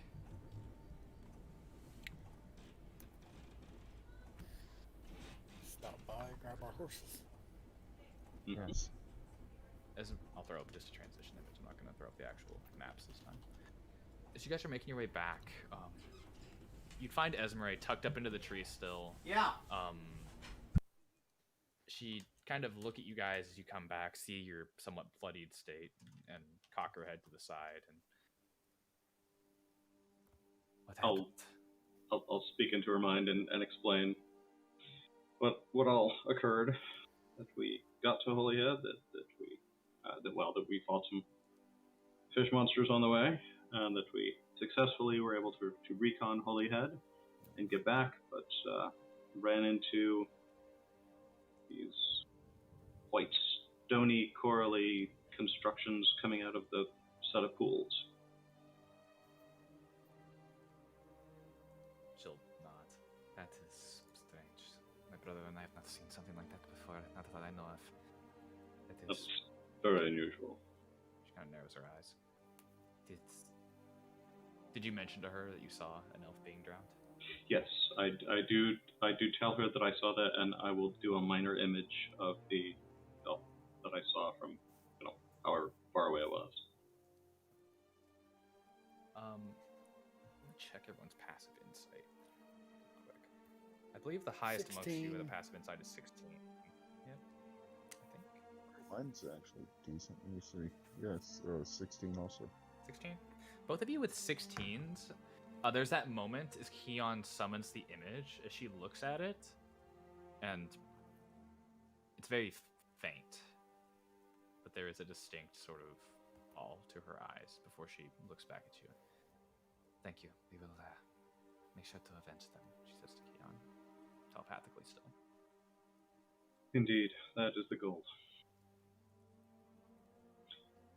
I'm sorry for what these people are doing to your people, and we are doing all we can to try and free those who may be left.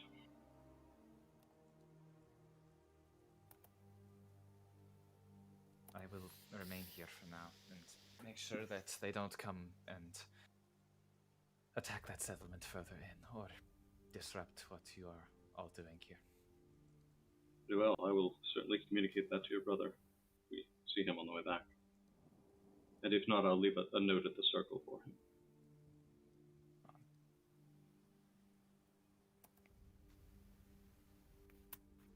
Forces gathered As, at this point, you guys can begin to... Go ahead. Sorry, I was going to say, as Dragana's grabbing his horse, he would tell her about the people from Aethalar that died. If she heads back there, to please let Lady Amara know. I don't know if she's going back or not, but... Can Boldum grab one of the silvers on the wall? You want to pull a fork out of the wall? Yeah. Sure. Go ahead. And I'm just gonna flop on my horse for being injured. Right. Can I try to make that chartreuse necklace one? Yeah. Go ahead and give me another dex. You're kind of on the way back. You've got enough time. You're riding. Yeah, you can make it. Go ahead. Yeah. All right. I'll put it around my neck. Okay. Is anyone severely injured still? Oh, did we do Anybody- a short rest or? No, you would not have gotten a short rest. If not. You guys are moving. I'm still very bloodied, but I was just going to hope we get back to the base. I'm currently at 8 hit Well, points. if we run into anything on the way back, 8? then I probably... Okay, well, are we going to short rest then? Oh, we can either take a rest or I can do some limited healing. I'll cast Cure Wound. Who said they were at 8? I can cast Cure Wound on Eric. myself. Oh, sorry, Eric. I'll cast Cure Wound. I'll go over there and lay my hand on Eric's bloodied shoulder now. May I restore find you peace. So, you will gain. If I didn't accidentally pose out of the elevator just now. Oh shit. Let's see, disadvantage to doing everything on mobile. Minimum healing, of course, so yeah. 4. Eric, you get 4 HP. Aw, Sorry, it wasn't more. I still thank you. Can I cast I will- Cure Wound on myself? Yeah, you can cast Cure Wounds on yourself. I'm cast Cure on myself. Rolled, I got 8 points. That's good. With that, That again because Eric looks hurt and cast a second level. Yeah, actually, Balduin, would you possibly be able to lay hands on Eric? Yeah. I can use lay hand on Eric. Okay, if you could give him 10, you know, that would be more efficient than casting a spell. Yeah. I use lay hands on Eric. Give him 10 hit points. Okay, I'm well fine now. I'm well fine, okay? Who else needs it? Me. I got hit pretty hard by that shark. All I can do is give you... yeah, I can't even do that. Dang. All right. I'd be alright with 5. Wait, who else is low? It sounds like Uaseas is also low. So if you could lay hands on her, and I will also cast a 2nd level healing word. Yeah, I'll put 5 hit points on who is it? Suzanne? Rosario. Uesa. With Lisa. Rosario. So, I'll just lay a hand on her right, 5. and I'll give One of her these- 8 points. One of these days, Sloan, like Sage is gonna give me a fucking mission to get my name back, and everybody's just gonna be able to call me Sloan again. Yeah. Like, all right. I had to be fancy and choose the fucking elvish version of name. That's true. Is anyone else still low? Because I can use another cure wounds. How much did you say you rolled for me? 7? I rolled 8 for you. 8? Baldwin gave you 5, and I rolled 8. 13 total. Thank you. Yeah. I'm looking. Thank you. I'm looking much better. Good. As you guys would push on from the bridge, kind of back towards the circle, towards Ogden, you'd hit the stone circle where you've met Jericho many times. He does not appear to be there. Appears that he might have gone off to the ruins to investigate, as he said before, and is either reminiscing or doing something else there, as he has not reemerged. It doesn't look like. Is it no immediate sign still? of him. Is it still raining? Is it still wet? Faintly, yeah. It's a little sprinkle. Okay. Crack the lily pad. There's a note. Yes, I will leave him a note, and just trying to figure out if there's anything I can do to keep it relatively dry. I've got a map case. A map case would work. All right, so I'll go ahead and write out a quick note, letting him know that his sister is that we saw her and that she was fine, and that she was staying behind to help ensure that nothing was going on. That she was helping the Athlar folk, and preventing the Holyhead people from fortifying the bridge again, and that she seemed fine, and she told us to tell him not to worry about her. That's good. Probably seems to sum it up. And we'll go ahead and place that in the circle. All right. As you continue back after placing the note there, passing through Ogden, you'd be able to faintly make out in a couple of the windows that there are people. Kind of, as you're going through, just glancing about. Mm-hmm. Definitely ever seated inside, but still there. Okay. So it doesn't look like they were wiped out or anything. No, it doesn't They look were like they were wiped out. It seems Okay. like they were just back in their little homes for now. Okay. Just because of the rain. Baldwin kind of just What is it, Baldwin? Sorry. Baldwin tries like to get the party attention. Like we forgot the cart. No, we couldn't. The take cart cart. wasn't It has to be repaired. roadworthy yet. We're going to send Yeah, a it needs team to up be to get repaired it. before we can bring it back. Baldwin, But yes, we'll certainly let the camp know that is something that can be recovered. Baldwin continues to dingle from his horse. Okay. As you guys would pass through, yeah, you could see just a few people scattered about, and don't quite see Davos or his compatriot, who seems to always be close to him as you're passing through. But seems like the place is fine, just kind of slow with the rain. Right. And continue to press on until, as you guys would head back east, kind of break through the forest, the canopy parting for you, you would hear the familiar sounds of Fort Vegapath kind of coming up and over the horizon, as you'd be able to drop your horses off with the horsens, not having to pay an extra fee as you guys brought them back and secured them. Walk your way back into camp. The little bit of the sprinkle has also put a little bit of a damper on the activity within the camp. As you can look around, not as many people are milling about as they normally are. People are still doing their duties, a lot of them tucked away. Did we just survive Hollyhead? We did indeed. You didn't step into Holyhead, friend. Holyhead. This is true. True. We survived the outside of Holyhead. Yes. We did what we were supposed to do. Indeed. Return safety.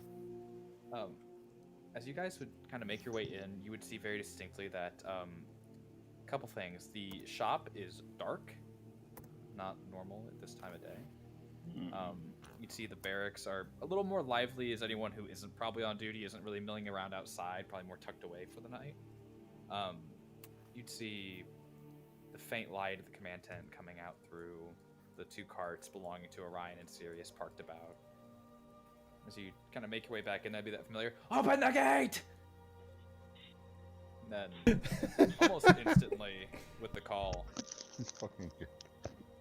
you see Rem kind of push his way out, kind of run his hands through his hair as that faint bit of rain begins to dust along it. You can see the fire is still going, but definitely a little more reduced than normal, as the rain didn't quite put it out.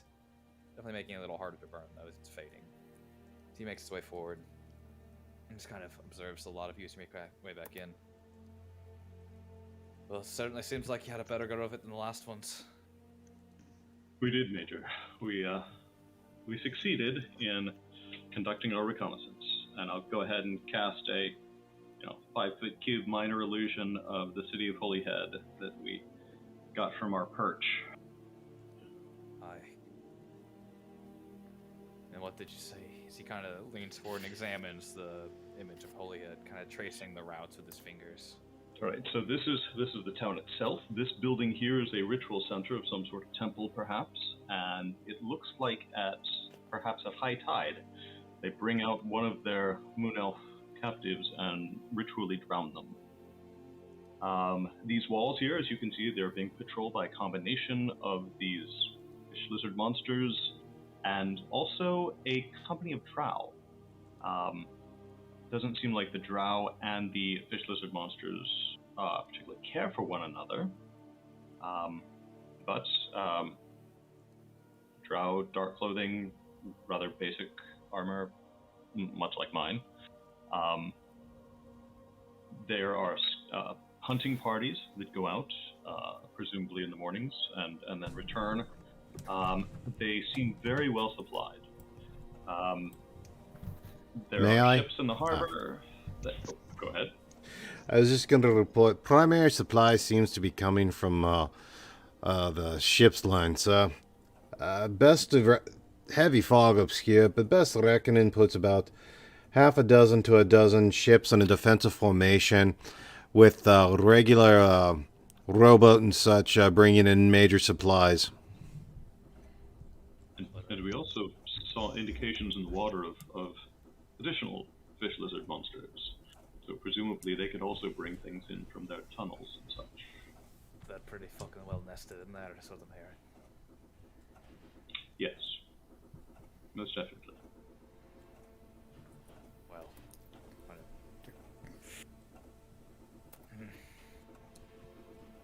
only the fucking pirates hadn't left already. Or it might have been something they could have done. Major, if I may. We were thinking it might be possible. Go ahead. They seem to all congregate during their sacrifice at high tide. Most we saw was 40, 50 people in the town. Alright. I don't know if that's going to help you strategically, but if you placed whatever you're going to do at high tide, might be the best way. We saw the prior, And but I've it was also just marked- for the ritual, and that was it. And along those lines, I've also marked several points that the hunting parties seem to have a pattern of travel. So I've marked several spots where it might be an ambush point if a future party might wish to take their spot and infiltrate the city. And this may I'll be kinda a point out where I've marked these areas on the map on our drawings. Alright. long shot. But if you can find a mage with teleport, this stone takes you to a good secluded place to land.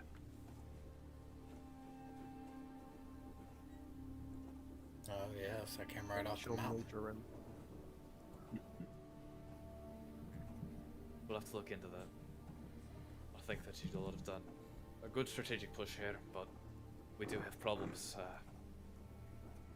the south as well. Ones that are pressing. It's good that you've kind of glances over at a lot of you that you're doing this, but he kind of cocks his head up just a little bit. But in some ways, we're not sure what we're exactly going to be getting there, or if it's. And scratches his chin for a moment. We'll have to see what we can do. This is going to be quite the push, something like that. Nested in there like that. Any fortifications? As he kind of leans forward and looks at the walls, Keon. These are the Scalia.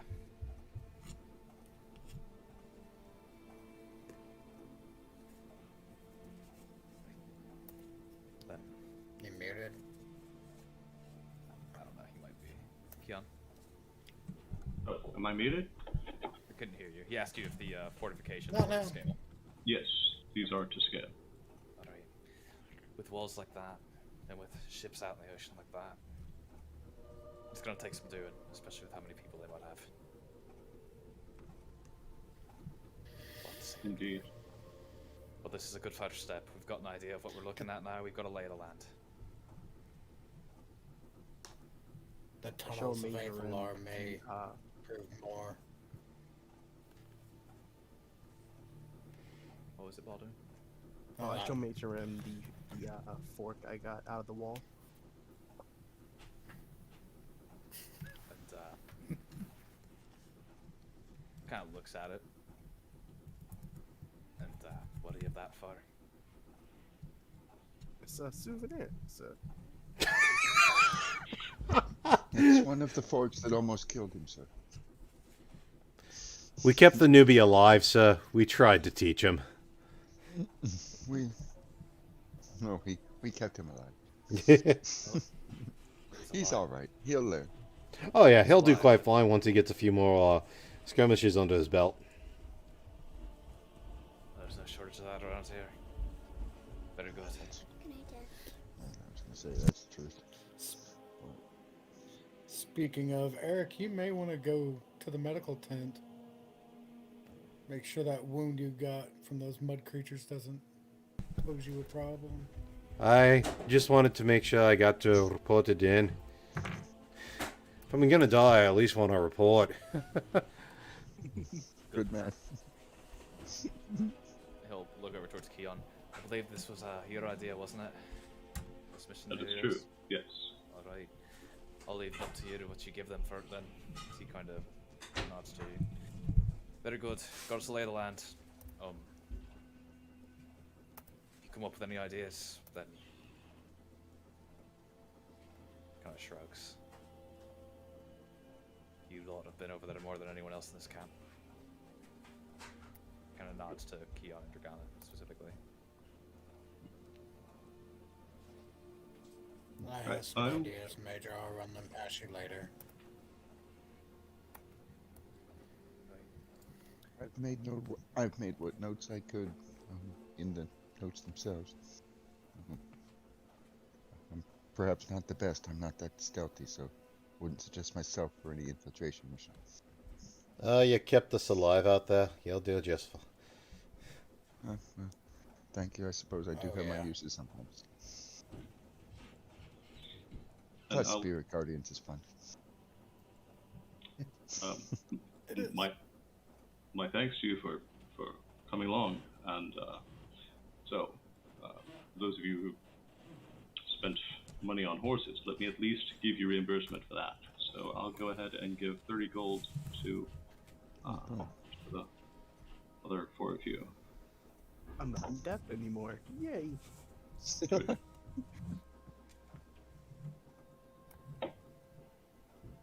Rem will kind of look. Is there anything else you'd like to report? Sort of, can I get out of the fucking rain? Oh, look. raise his hand. We'll give a full written report if there's anything else. Yeah, what is it? Nope. He glanced over at Baldwin and raised his hand. Do we have marshmallows yet? He just kind of gives you this look of a mix of sheer disbelief and confusion.